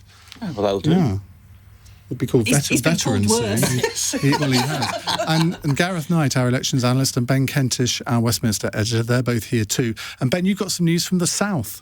Yes, Ian, we started off early in the night, didn't we, talking about potentially mixed picture between the south, where the Lib Dems were hopeful of making gains from the Tories, and the Red Wall, where that was really going to be crucial to see whether Labour could make gains. Early days, but some interesting signs from there. The Tories have gained a seat from Labour in Bolton. They've gained a seat from Labour in Nuneaton. Now, these are exactly the sorts of areas where Labour needs to be winning seats, not losing more of them to the Conservatives. So that will really worry Labour HQ. But again, quite a different picture in the south. The Lib Dems have gained a seat in Brentwood. And I've just been talking to a Tory source in Eastleigh, of course, was Lib Dem until 2015, now Tory majority of 13,000 or so. Asked them how things were looking down there. They simply said bad. So that would suggest that the Lib Dems are starting to make potentially some inroads in some of the southern areas we were talking about before. But in the Red Wall, at least the early results suggest Labour not doing anywhere near as well in some of those areas, like Nuneaton, where at this point in the cycle they would really want to be doing much better. I'm sensing a slightly icy atmosphere to my right here. No. I mean, what I actually wanted to sort of talk to Siobhan about that, because I mean Nuneaton is interesting because Nuneaton is quite close to where my former constituency in Redditch is. It's one of those seats that we lost and didn't look as if we stood any chance of getting back, and it's an absolute key test for Keir Starmer to be able to win back seats like Nuneaton. So that is potentially bad news for Labour. And, you know, we've talked earlier about the test that these elections are for Boris Johnson. They're also a massive test for Keir Starmer as well, aren't they, Siobhan? And how is it going so far? And what does he need to do in order to look as if he stands a chance of getting Labour into government in 2 years? Well, I think my past political experience says to me that you can read too much into local elections. I was going to win in Mitcham and Morden in 1992 because the 1990 local election results were so great. Yeah, we know that didn't happen. So, you know, the turnout is so much lower than in general elections, so you don't get quite the picture of what is really happening. So, I assumed that it would be a bit forward in some places in the country and backward in others. I think, for me, Keir Starmer is making progress. He's organising the party better. We're getting a better message, but we're coming from such a bad place that, you know, we have such a journey to go. So is he, in fact, Neil Kinnock rather than Tony Blair or even John Smith? And whilst you're thinking about that, let's just take the opportunity to once again plug Ian's All Talk interview with Neil Kinnock. Yes. Which is an excellent listen. It's received a lot of approbation, as did my interview with Michael Crick, by the way. But I wanted Siobhan to answer this question about whether or not she thinks Keir Starmer is... Keir Starmer's Keir Starmer, isn't he? I mean, Jackie, you and I would say that nobody on earth is Tony Blair. Of course we would. Yeah, and Neil Kinnock has... Sickening, isn't it? and Neil We're Kinnock, all grateful for that, but for different reasons. Not a dry seat in the House. Neil Kinnock has a very special place in our heart because of where he brought the Labour Party from. And I think maybe it's a bit, you know, Keir Starmer is just Keir Starmer. He's a good man. He is a decent man. Whether he can convey his strengths, we don't know yet. Right, we have a result from Colchester, which is quite interesting. The leader of Colchester Council has lost his seat to the Lib Dem, so he's the Conservative leader of the council, that he's lost his seat. And I think when council leaders lose their seats, that is quite a significant one, isn't it? Let's go to another call. Liam's in Cambridge. Hello, Liam. Hello, how are you, Ian? Very well, thank you. What would you like to say?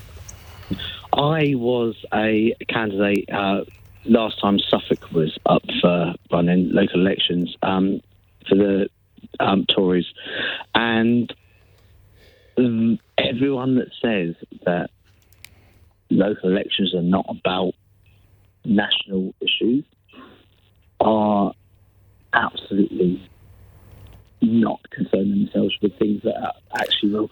Everyone that I went to on the doorstep said, "What about Brexit? What about Brexit? What about Brexit?" And I said, "Well, it's Suffolk. I can't control that." And so I have lost where I was. I was a Tory through and through, and yet anybody that I spoke to that before we were going up was a Remain person. After the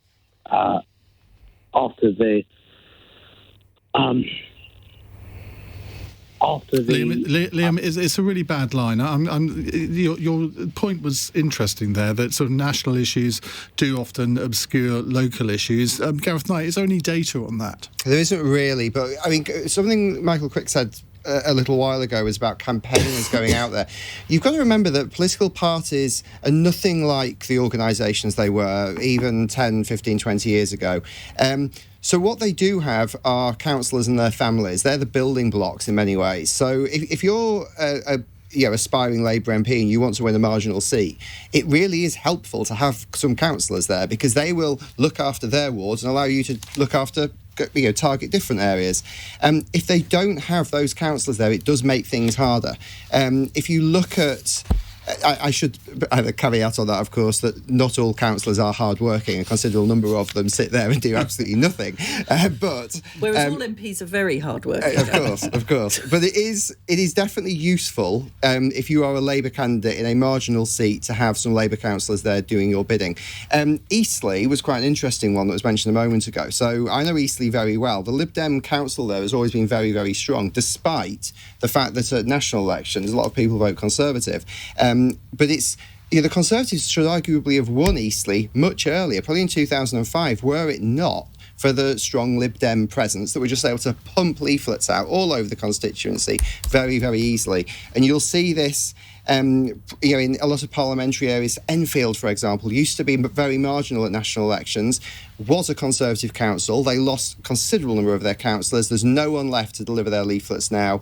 No one realistically expects Enfield to go Conservative again in the foreseeable future. You see, we Jackie and I would say that was down to our great friend Joan Ryan, who was the MP for Enfield North and worked her socks off and terrified the life out of the Tories. She did lose to Nick Dubois in 20... What was it? She came back and won. She did come back, you're absolutely right. Yeah, no, absolutely. Conservatives have holed Basildon Council. What a pity Angela Smith isn't here to comment on that, isn't it, Jackie? Can I... Yes, it is. But some interesting news from even nearer to my neck of the woods than Nuneaton was, and that's Worcester, where, of course, Mike Foster was the MP, and another one of those seats that Labour would need to win. In Worcester, Labour seemed to be taking some of the seats from the Tories. I think they've won Nunnery. I think they've won Warndon.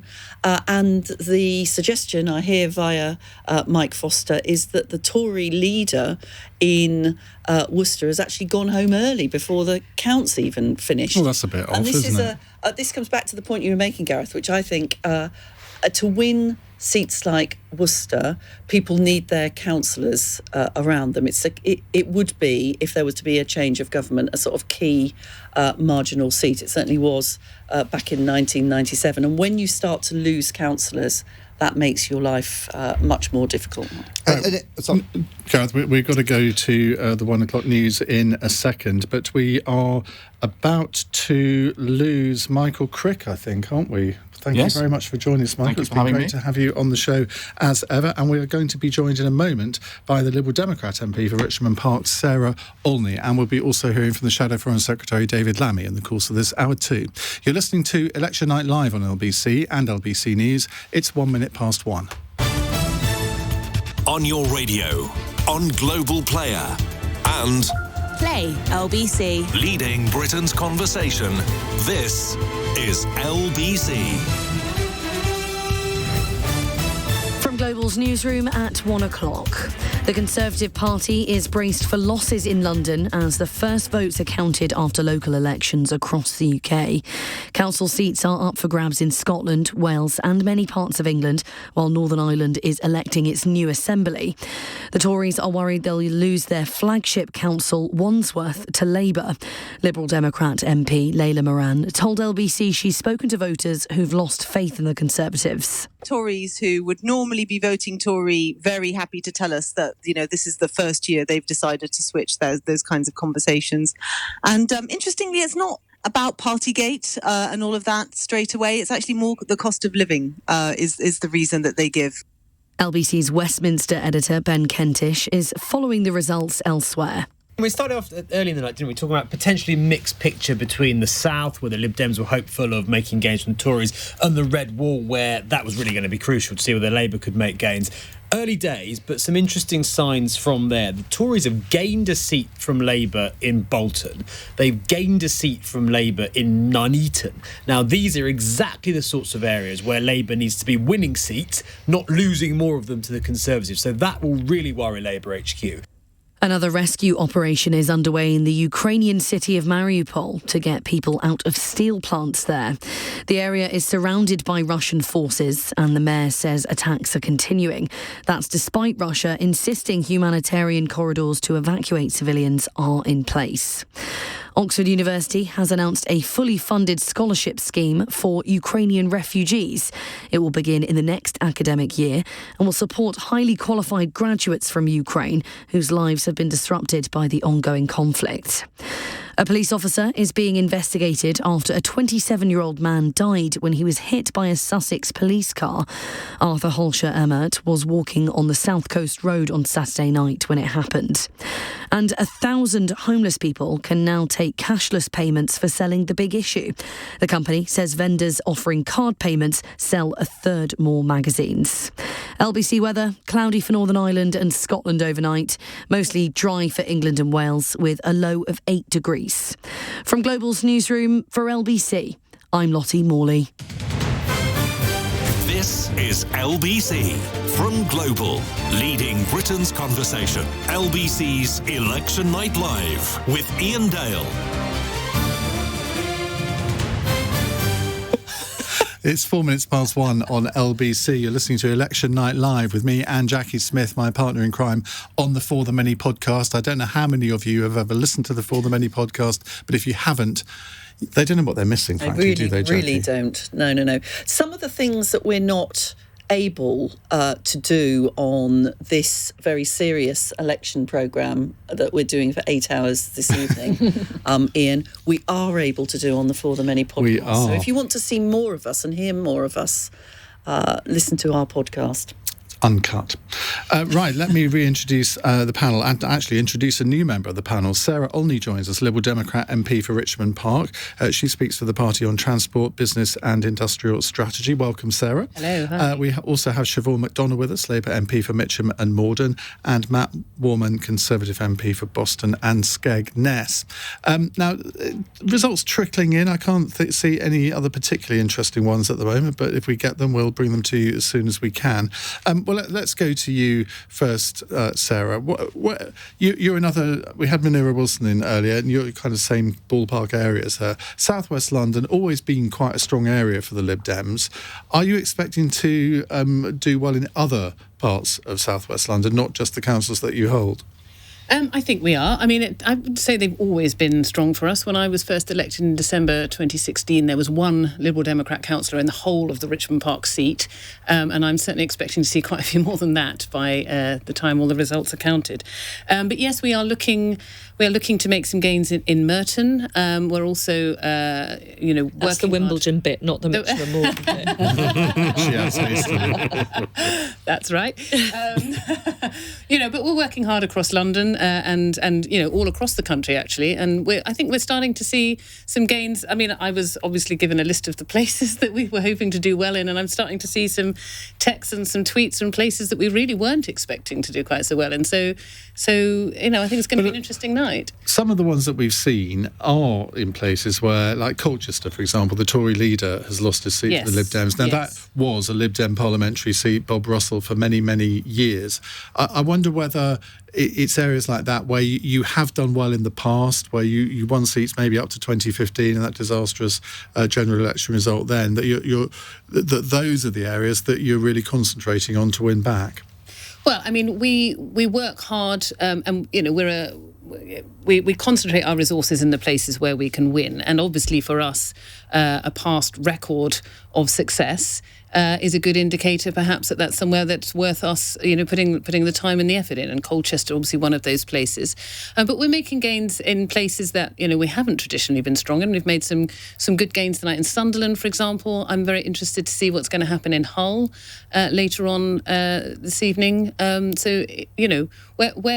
I mean, right across the country, what we're finding is people are telling us that they are sick to death of Boris Johnson's Conservatives, and this is coming from people who voted Conservative for many years, who would always describe themselves as Conservatives, but they are, they're not impressed by Partygate. They were disillusioned about the Owen Paterson affair, and we saw what happened in North Shropshire.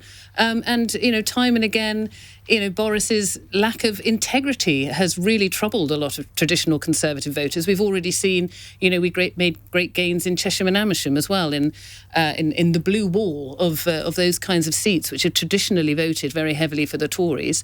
And I think we are quietly optimistic of making some gains in those kinds of seats this evening. Now, we'll take some more calls during the course of this hour. 0345 6060 973 is the number to call. Jackie.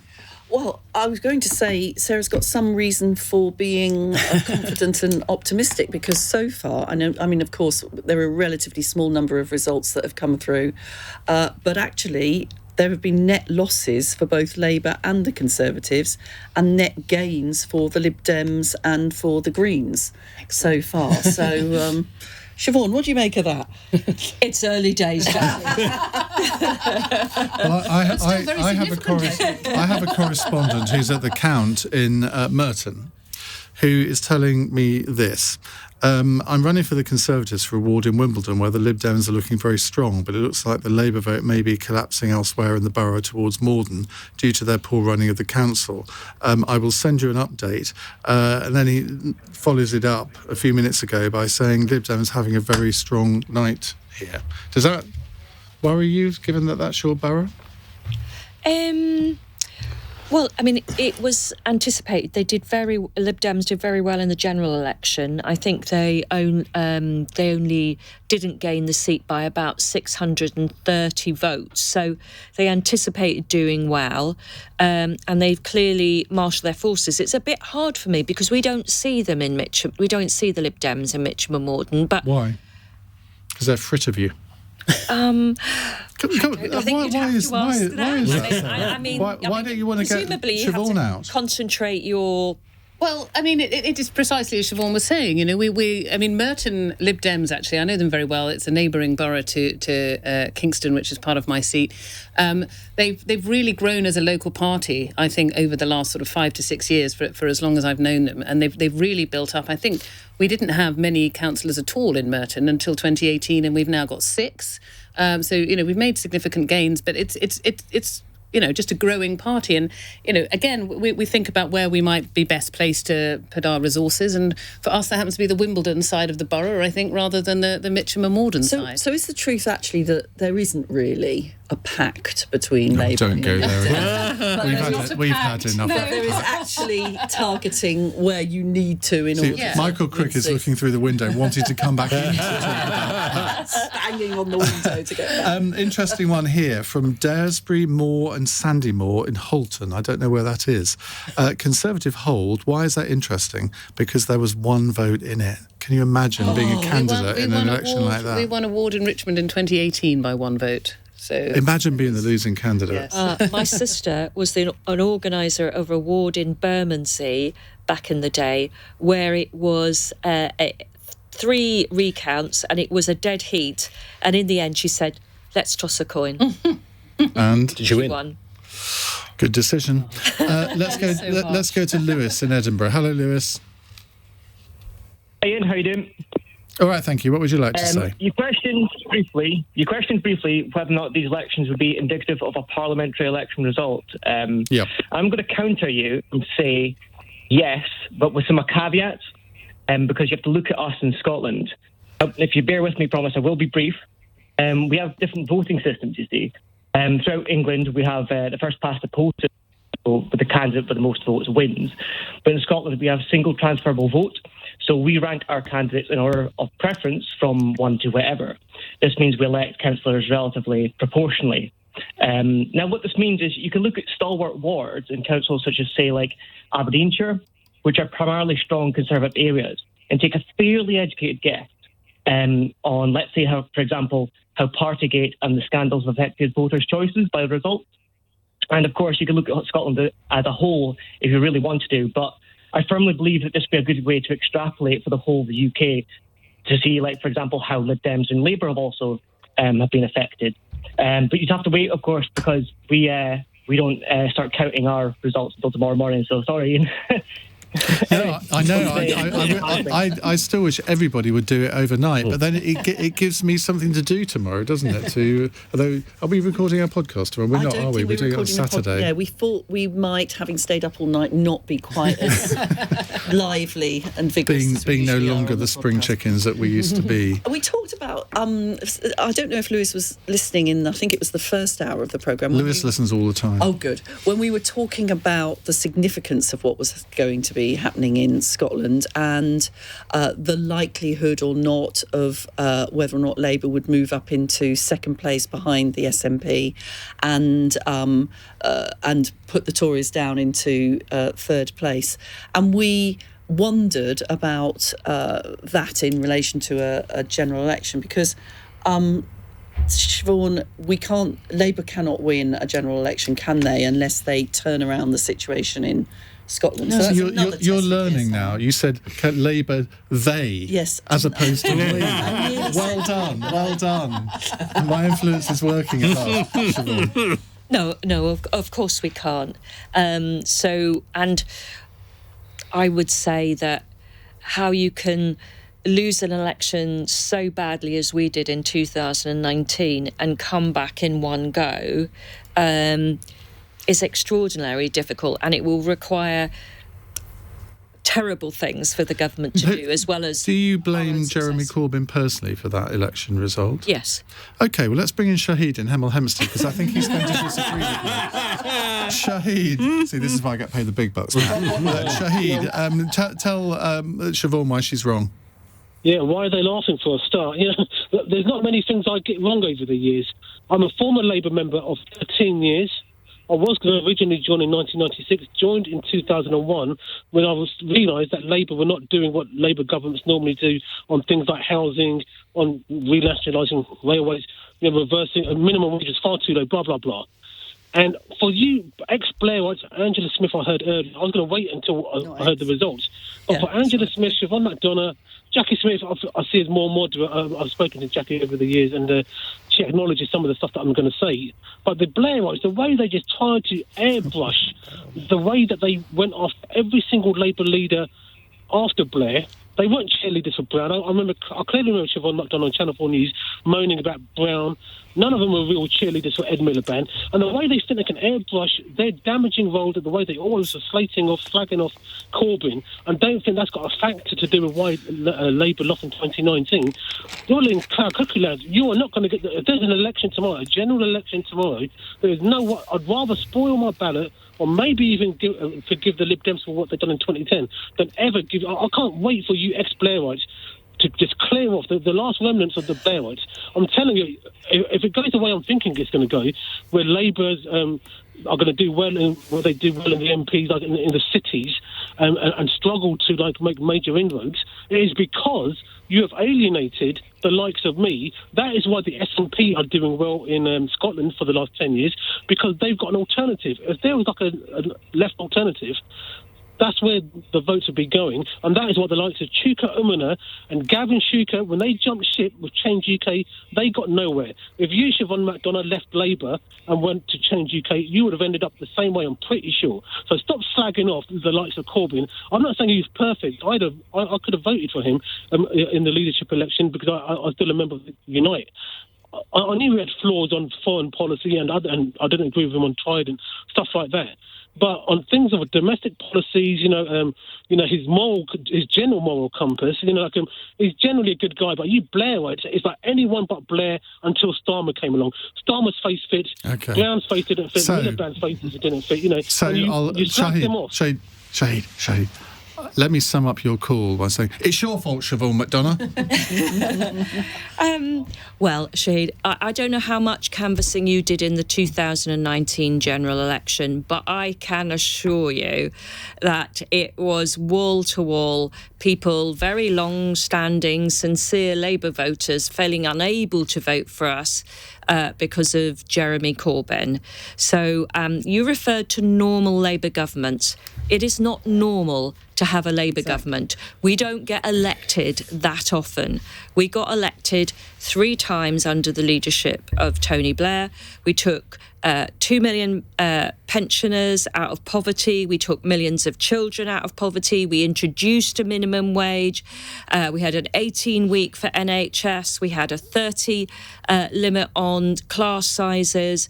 We did so much. We've heard all of this quite often. Shahid, I think you've had your time talking to me. I'm just asking for my time. Well, unfortunately, all I would say is that elections are not generally about the people who join parties and feel strongly. It's actually about the voter.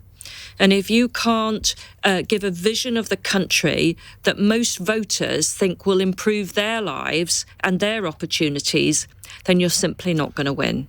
Shahid, thank you as ever for your call. A couple of tweets here. Northman says, really enjoying the live election broadcast here in Guimaras in the Philippines. Ooh. And that's a good one, isn't it? Kevin says, fantastic coverage of the election result on LBC. Listened all the way up on our way home from Birmingham back up to Yorkshire. Great entertaining radio. Well, the night is still young. We're here for another 4 hours and 42 minutes. Are you flagging yet, Jacqui? No, I'm full of vim and vigour. Excellent. Right, well, Matt Warman is very happy that he hasn't said a word in this hour but he will be saying a few words in the next few minutes. It's 18 minutes past 1. This is LBC.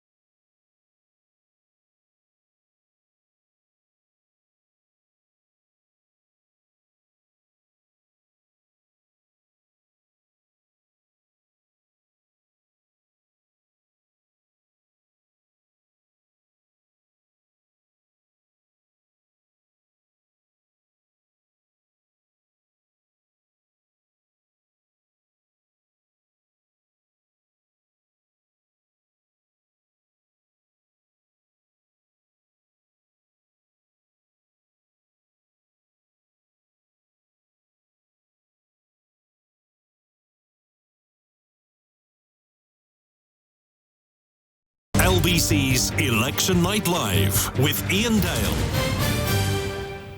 It's 1:20 on LBC. We're going to come to more of your calls in a moment. 0345 6060 973.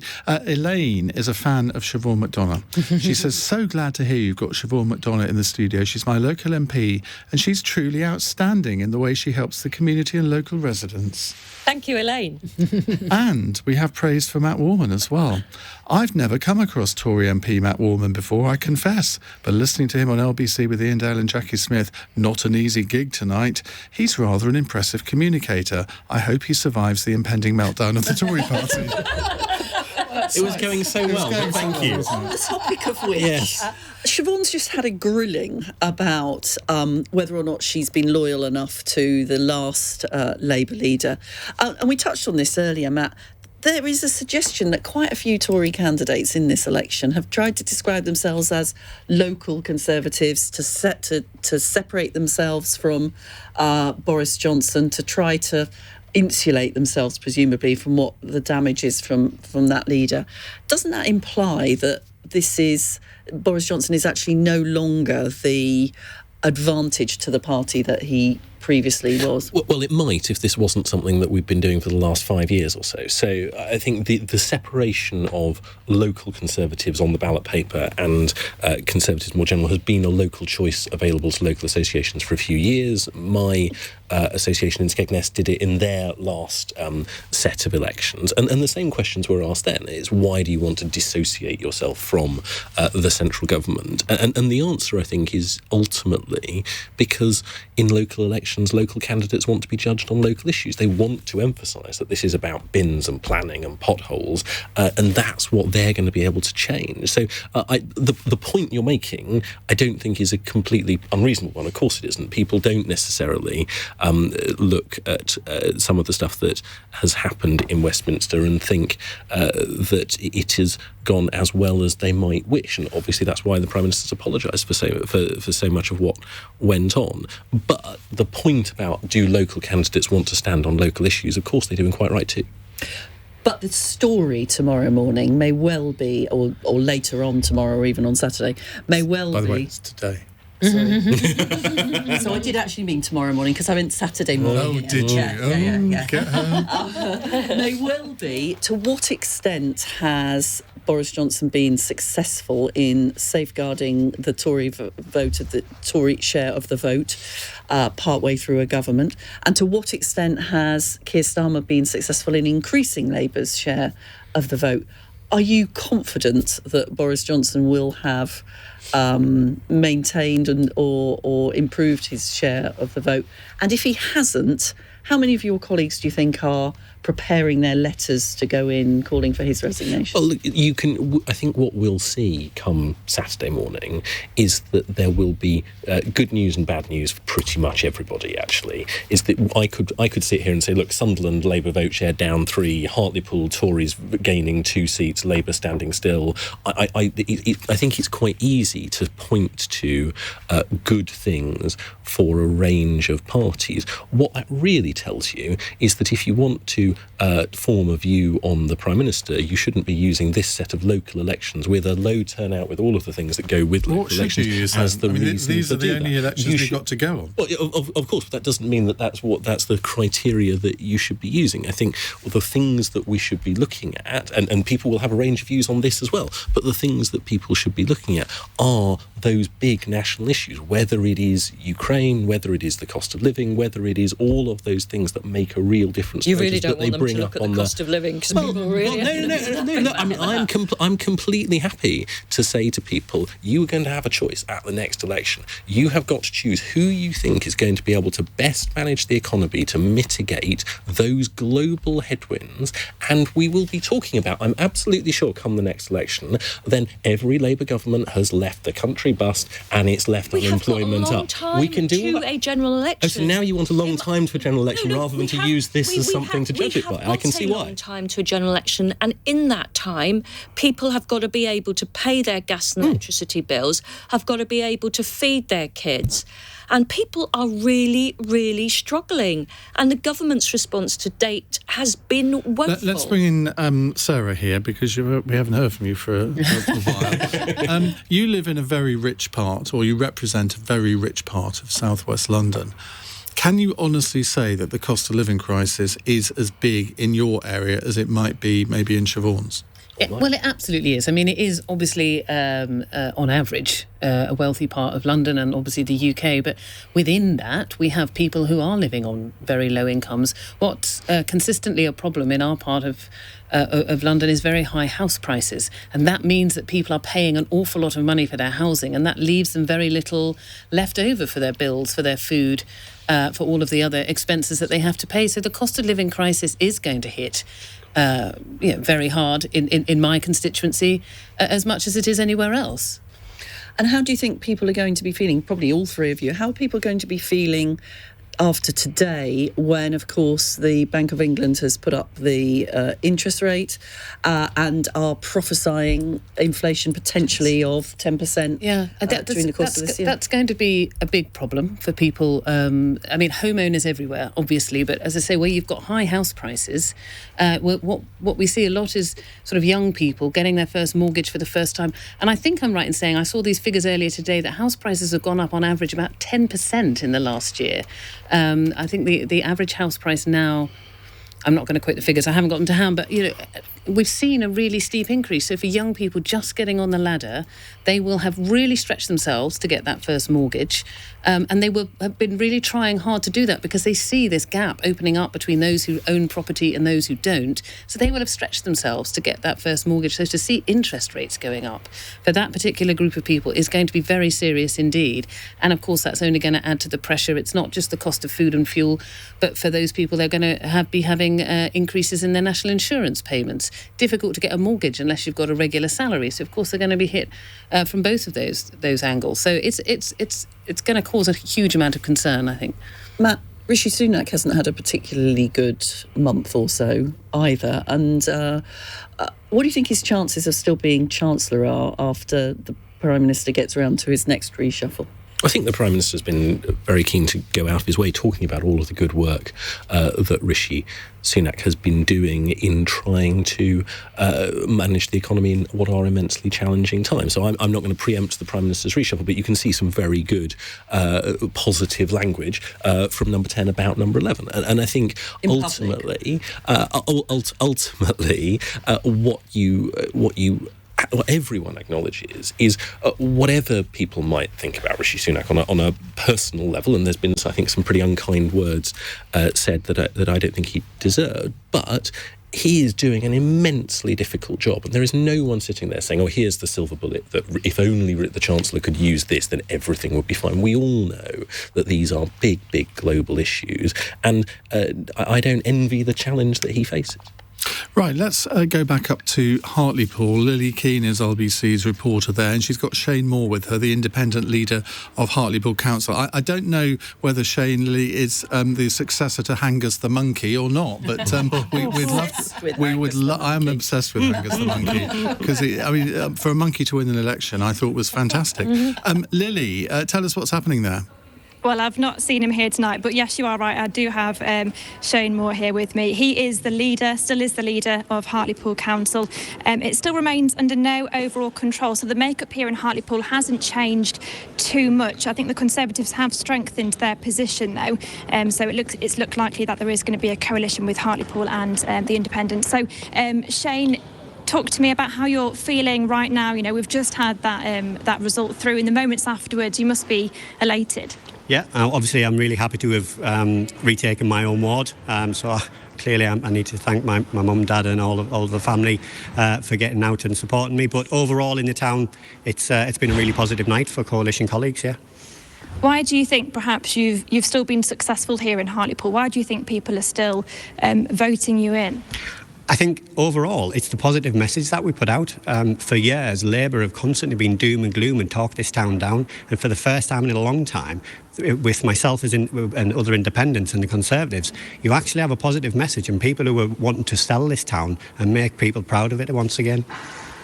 And just in terms of the Conservatives gaining here tonight, then, is that something that surprises you? Is it a result you were expecting this evening? It has surprised me a little bit that the Conservative vote has held up as high as it has done, but I do know that a lot of the Conservative colleagues have put in an awful lot of work as well, and I think that's clearly been that's paid off for them. And Shane, what can you say to the voters of Hartlepool? What can you tell them, and what can you promise them tonight? I just thank them all very, very much for putting their trust in me and coalition colleagues. And we've got an awful lot of work ahead of us. We've got over 150 new council houses being brought online, building a brand new leisure centre, as well as starting a new mayoral development corporation. And of course, we're welcoming the tall ships back to Hartlepool next year if any of your listeners want to come to the town. Great, thank you. So there we have it. No overall control here, still in Hartlepool. It's made me want to come to Hartlepool, I have to say. Lily, thank you very much indeed. That's Lily Keane there reporting for us. Can I just say that I thanked my mum and dad when I got elected in 1997 as well. I think that's very sweet, yes. I didn't get elected. Would you have thanked her? I was worried you were going to say you didn't have a mum and dad. Well, there are rumours. Gordon in Edinburgh, or originally from Edinburgh, says this: listening to this special from Hobart, Tasmania. It's 10:31 a.m. on Friday morning. I'm out fishing, enjoying the late night studio energy. When do the curries and beers arrive? Some people think they already have. Right, we are going to move. Now, have we got... Yes, we've got a new panellist coming in a moment. I think we're going to say goodbye to Siobhan. It's been a pleasure to have you with us, as always. We're going to be joined by Louise Haigh, the Shadow Transport Secretary and Labour MP for Sheffield Heeley. And Matt, you've survived it. Well done. Matt Warman, thank you very much for joining us too. It's 1:32 on LBC and LBC News. Let's get the news headlines with Lottie Morley. The Conservative Party is braced for losses in London as votes are counted after local elections across the UK. Council seats are up for grabs in Scotland, Wales and many parts of England, while Northern Ireland is electing its new assembly. Another evacuation is underway in the Ukrainian port city of Mariupol, which is close to being captured by Russian forces. Hundreds are thought to be trapped at a besieged steelworks where Ukrainian soldiers are resisting. And Oxford University has announced a fully funded scholarship scheme for Ukrainian refugees. It will begin in the next academic year and will support highly qualified graduates from Ukraine whose lives have been disrupted by the ongoing conflict. LBC weather, cloudy for Northern Ireland and Scotland overnight, mostly dry for England and Wales with a low of 8 degrees. This is LBC.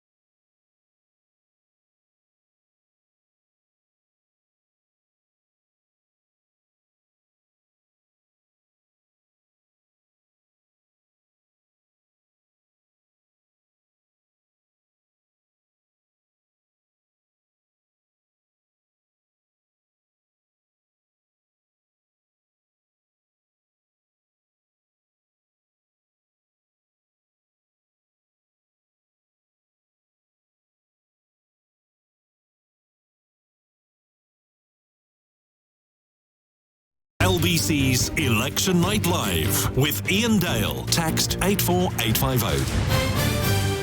It's 1:34 here on LBC. All change in our studio. Yet another reshuffle. We have Louise Haigh with us, Shadow Transport Secretary and Labour MP for Sheffield Heeley. Welcome, Louise. Hello. And we have Lord Robert Hayward with us, Conservative peer and political analyst. Good to see you. We love talking to you on these occasions because you're a pollster, aren't you? And you study polls and in a way that sadly, even the geek that I am, I don't do that particularly.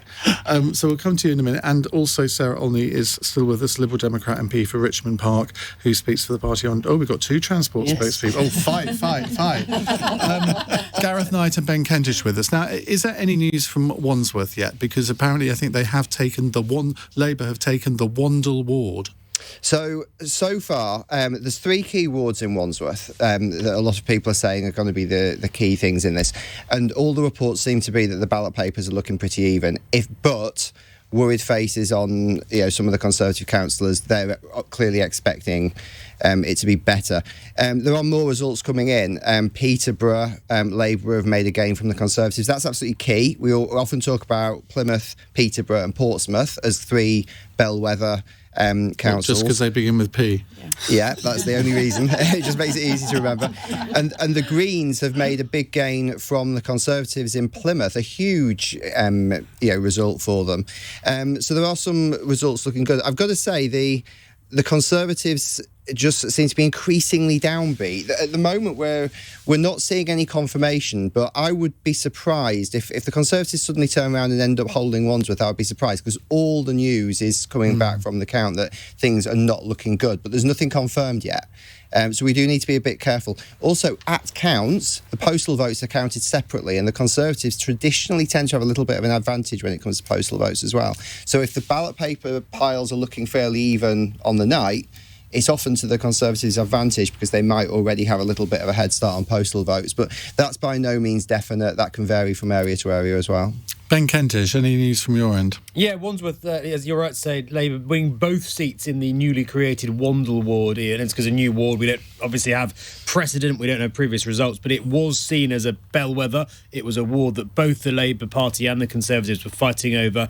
The two seats in that ward have both gone to Labour with a pretty comfortable majority. And so, as I say, we can't read too much into it, but it's certainly looking good for Labour taking that absolutely symbolically significant council of Wandsworth from the Tories. Does anyone know where the word bellwether comes from? I'll throw that out to the text, 84850, if you can tell me where the expression bellwether comes from. It's a crucial part of your work, isn't it, to decide what is a bellwether seat, Robert? It is, but I'd usually use the term marginal or swing, so I'm afraid I have no idea where bellwether comes from. And on that, Robert, I mean, Wandsworth is obviously going to be very significant if it's a Labour gain. But in some ways, if we're thinking about what these, and obviously we should count these elections on their own, but if we're also thinking about the impact on a future general election, I mean, Wandsworth has essentially already got 3 Labour seats in it. What would be much more significant would be Barnet, and I'm not sure where we've got to on Barnet, or Westminster, for example. And what do the sort of polls and the field say about those? There's no question. You've put your finger on it in relation to looking forward to a general election. You look at a borough, a district, wherever they may be in the UK, and say, well, what does it return as MPs? And we've got 2 here who would be very conscious of the results in their own communities in one form or another. And it is key that people look forward to the general election and do that projection, because you and I will have done it in previous years gone by. Indeed. And on that topic, in Redditch, the Conservatives have held the Redditch Council, although Labour have won some seats. They didn't win any seats. Thoughts and prayers, Jackie.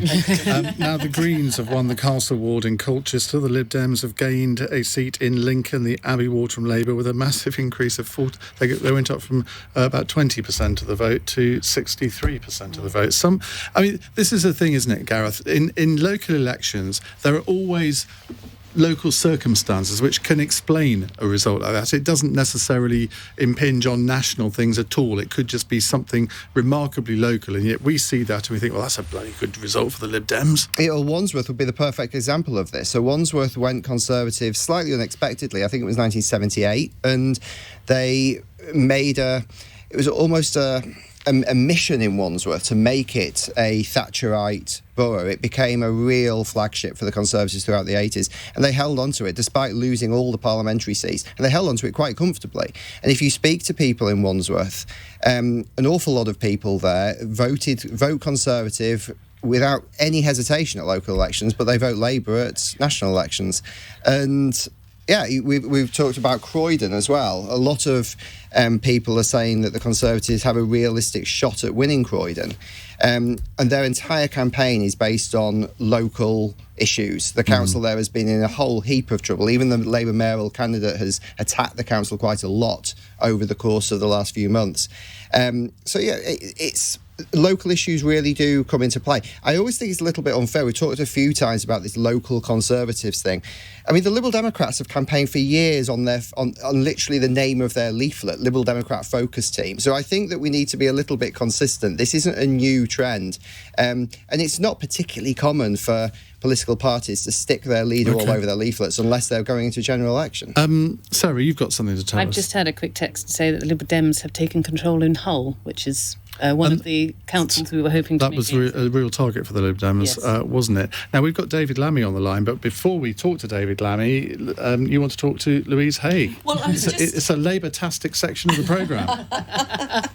Well, I was sort of... You suggested that there might be a sort of transport battle between Sarah and Louise, but there might also be a Sheffield battle between them, of course, because that has tended to be a sort of Labour-Lib Dem battle. And what's it feeling like, Lou, in Sheffield? Yeah, it's difficult. I mean, as you were just saying, you know, it's so difficult to extrapolate from local results to the national picture, because in Sheffield we've actually lost a few seats to the Greens over the last few years, not least because we have had literally quite a battle at points over street trees in Sheffield, and that you know, I am the first person to hold my hands up. Labour handled it very, very badly, and we've lost a number of seats over the last few years because of that. I don't think that's any reflection on the national picture at all. So we'll be getting those results shortly. I'd be surprised if the Lib Dems took any more off us, though, and that's me pinning my colours to the mast already. We shall soon see.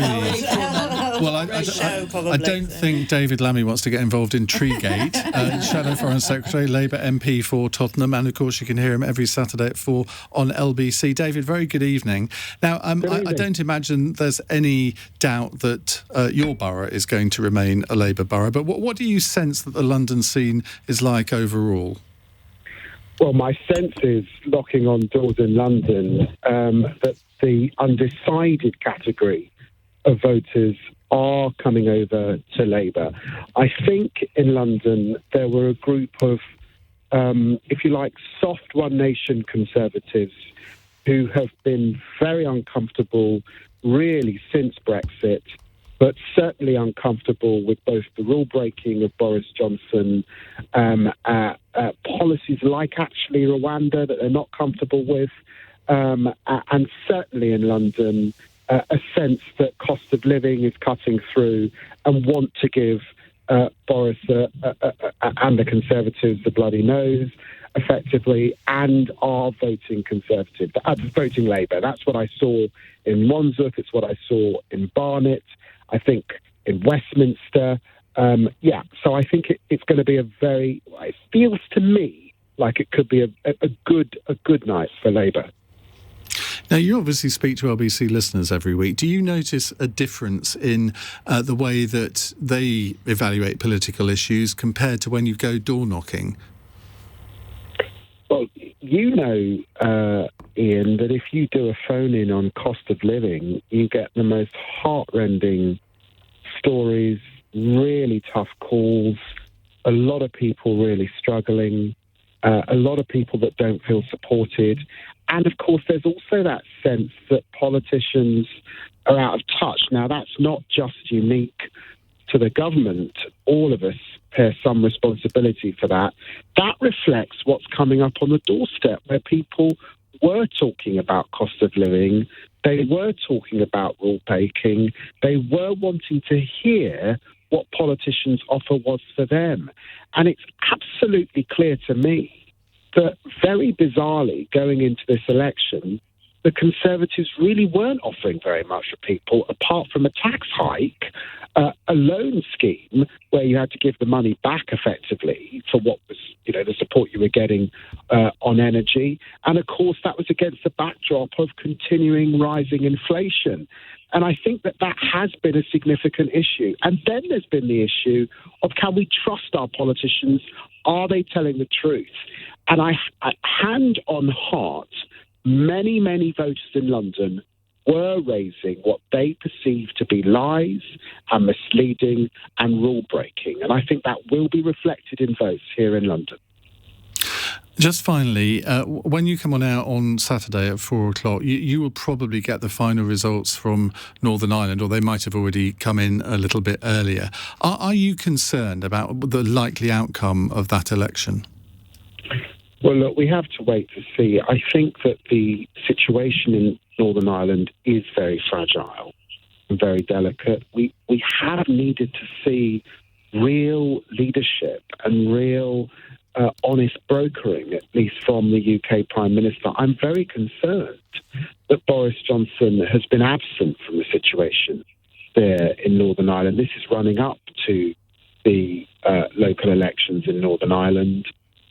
We'll look to see what happens.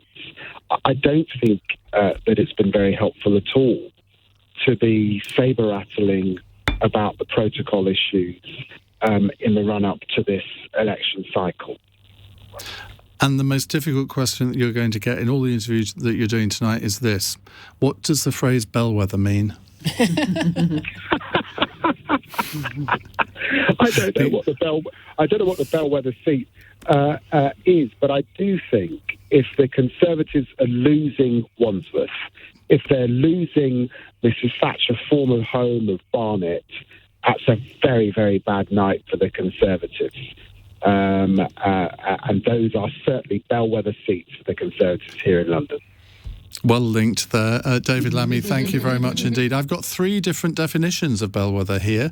This is from London Hebrew, who says a bellwether is a sheep with a bell who leads the flock so the shepherd can hear them coming. Sounds perfectly feasible to me, until I hear from Peter James, who says, in economics, a bellwether is a leading indicator of an economic trend. Sociologists apply the term in the active sense to a person or group of people who tend to create influence or set trends.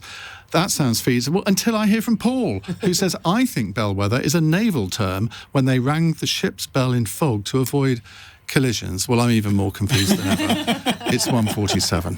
LBC. Nick Ferrari at breakfast. Millions went to the polls across the United Kingdom to cast their votes in the local election. With the Prime Minister plagued by negative headlines, did it turn out to be a piece of cake for Boris Johnson? I've received a fixed penalty notice from the Metropolitan Police relating to an event. I once again offer a full apology. And has Beergate meant it all went flat for Sir Keir Starmer's chances? We were in the office, we were working, we stopped to have something to eat. There was no party, there was no breach of the rules. Join me, Nick Ferrari, for a specially extended local election special from 6 a.m.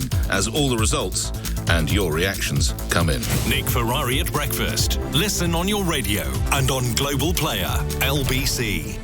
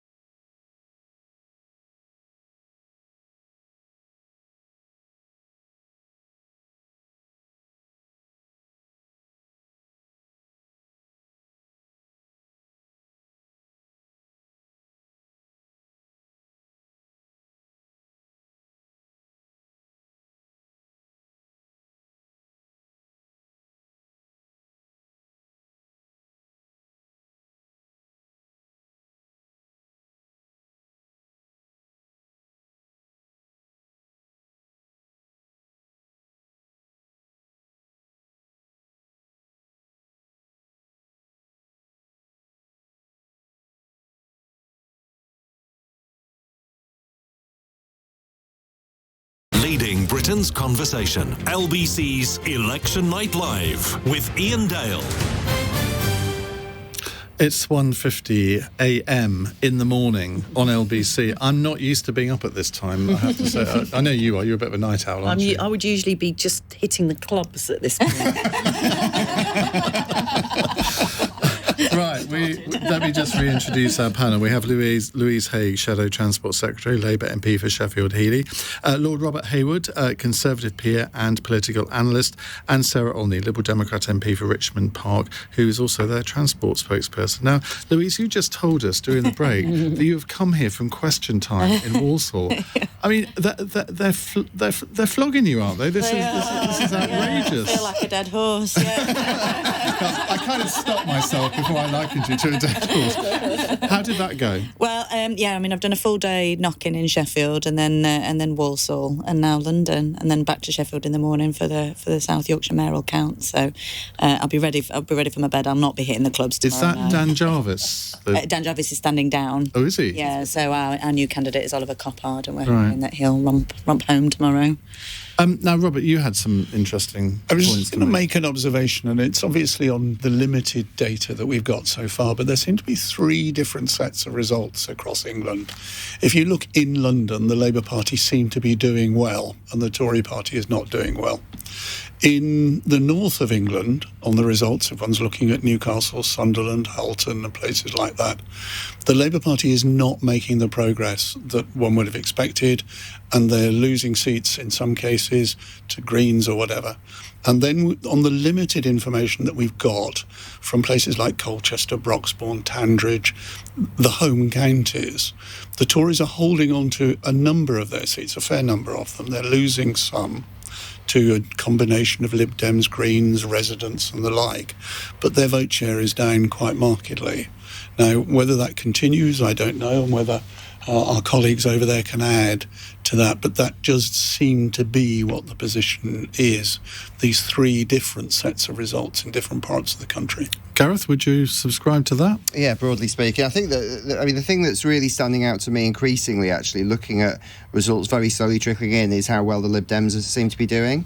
They do seem to be picking things up. Going back almost to the position they were in, of taking seats off Labour and the Conservatives. And we spoke early on in the night that I think is really key to them, because being a bit of a one-trick pony in the southeast is fine, but by winning places like Hull, I don't think that's actually been confirmed yet, but you look at different results in the north, and the Lib Dems are doing quite well, and I think that is positive for them. And well, the Lib Dems are certainly claiming it has happened. I just got a text from Ollie Grender, their Director of Communications, with sort of bits of fire on it. So I think they're fairly certain. Yeah. I don't think it's a great surprise. It was one of the tips that was going to happen, and I've made reference to it in my briefings quite definitely. And Gareth, we were talking about Plymouth earlier. Now, Plymouth has elected its first Green councillor. That's the first result of the night there, gain from the Conservatives. How significant is that? And the Greens they're picking up the odd one here and there, aren't they? Virtually every year, Ian, we talk about the opportunities that sit there for the Greens. And I think that Plymouth is quite interesting, because Plymouth really is a straight Labour versus Tory area. It has been for quite a long time. And it is I'm going to use the word again, bellwether council. It does seem to change frequently. 4 years ago, Plymouth was the only place that Jeremy Corbyn won, and he hot-footed it down there straight away and posed for all the photos on Plymouth Hoe, and that was his big moment of celebration. So the Greens taking seats is important. I understand there have been issues in Plymouth. The Conservative group apparently has been having a lot of infighting. I was going to say, I'm not sure how many Conservative groups there are on Plymouth Council at the moment. I think the answer is several. Yeah, and equally, this is a similar problem to what Labour currently have in Croydon, and they're very worried about that. So these are local elections and so forth, but if you look at things nationally, there's no denying there is a trend, and the Lib Dems and the Greens are doing well out of it. Lots of mixed results elsewhere, but no, I would say the Lib Dems should be quite happy. Stephen has emailed me to say, Jackie and Ian, out for a walk with my pup Bumper. We're in the Laurel Canyon Dog Park on Mulholland Drive in the Hollywood Hills. Too much information. Hosting an election party for expats tonight. Some of us have voted by mail, but all of us will be glued to LBC, waiting for the big reveal at 9:30 p.m. our time. 9:30 p.m. our time. We're still on... That means 1:30. Well, we've gone past that already. We'll all be waiting to hear how you voted, Ian, while hopefully celebrating a decent turnout. Well, as you know, Stephen, it is a secret ballot. We're going to do a Nick Bowles reveal. I might do a little bit later. I said I'd do it at 5:30, which keeps people listening. Right, such a tease. I am such a tease. One of us is a bookie, and they're betting that you voted Lib Dem. Well, I can reveal I did not vote Lib Dem because Sarah Olney, there was no Lib Dem candidate in my ward to vote for in Tunbridge Wells, which is a council that you intend to take. So when we talk about pact, I'm wondering whether there is a pact between the Lib Dems and the Tunbridge Wells alliance. Can you enlighten me? Absolutely no idea, I'm afraid. I mean, this is and care even less. Deeply about Liberal Democrats everywhere. But you're in a very decentralised party, so local parties... But my ward was a Lib Dem seat a few years ago. You think, well, why can't they be bothered to put up a candidate? I can't answer that particular question in relation and to you answered it yourself. My partner voted Labour for the first time in his life because of that. Oh, right. Today? Oh, yeah. Because it was never... Yeah. Actually, he might be listening. I don't think I should have... Was that the effect of meeting me, do you He think? always says to me, can you keep nothing private? And I've just proved, no, I can't. Gareth, anything to report? Increasing speculation that Labour's going to take Wandsworth, but again, nothing confirmed. Wandsworth does actually count quite quickly, so I do think we will start to get some real meaty results there soon, but all of the sort of chatter is that Labour's going to take Well, I think we should go to our reporter James Goodison there in the next hour, so we'll do that and get some information live from the scene. So overall, I mean, we're now nearly at 2:00, so we've been on air. We're halfway through nearly. That's unbelievable, isn't it? We don't feel knackered. So we're halfway through. We haven't actually had as many results in as I thought we would have had by this time. So the next 4 hours are going to be really exciting, knicker-gripping, I would say. It is now. It's a ye olde Essex term, coined by my sister Tracy from Essex. She always says she's from Cambridge because she was born in Cambridge, but she is from Essex. You're not rising to the bait, are you? No, I'm not. No, my knickers are not being gripped. Good. No. By a Bellwether or otherwise. So, I mean, Jackie, we've literally got 2 minutes before we go to the 2:00 news. Do you think Labour is where you thought it would be by this time of the night? I think it's really going to depend on what happens in some of those London seats that those London councils that we've been, for obvious reasons, very focused on. It doesn't feel as if Labour is making the breakthrough in some of the red wall seats that would be necessary to do if Keir Starmer was going to be really on track to win in 2 years' time. And it does feel as if actually the successes of the night so far, and it is still early, not only in the night but in the whole process of counting votes, are going to be the Lib Dems and the Greens. And that, did you see how her teeth were gritted there? Ben Kentish, did you just signal you wanted to say something? Just on this narrative, it's slightly shifting. I said about an hour ago that in some of those key Bellwether, yes, that word again, seats, Labour didn't seem to be making progress. In the last hour, they have done a much better job of it. If you were going to draw up a list of seats that you'd be looking to as pretty crucial in the next general election, you'd be looking at places like Dudley, you'd be looking at Peterborough, you'd be looking at Lincoln. All of those, Labour have gained seats in the last hour from the Conservatives. In Dudley, the vote share went up 19%. So, whereas the first hour, the sort of seats we were looking at, like Nuneaton, it wasn't looking great. In the last hour, that has turned around. Harlow, another one, Robert Halfon's seat in Essex. These are really swing seats. That's been Tory for a while, but it was Labour before. And it seems that just the last hours, only a few results, but Labour does seem to be gaining ground in areas where earlier in the night it looked like perhaps they might struggle.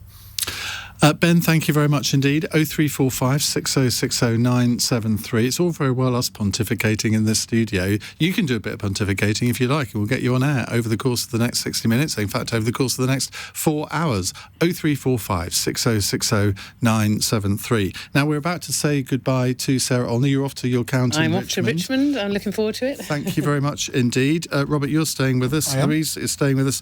And we are about to be joined by the co-leader of the Green Party, Carla Denyer. She'll bring us up to date with those magnificent green gains, because there are quite a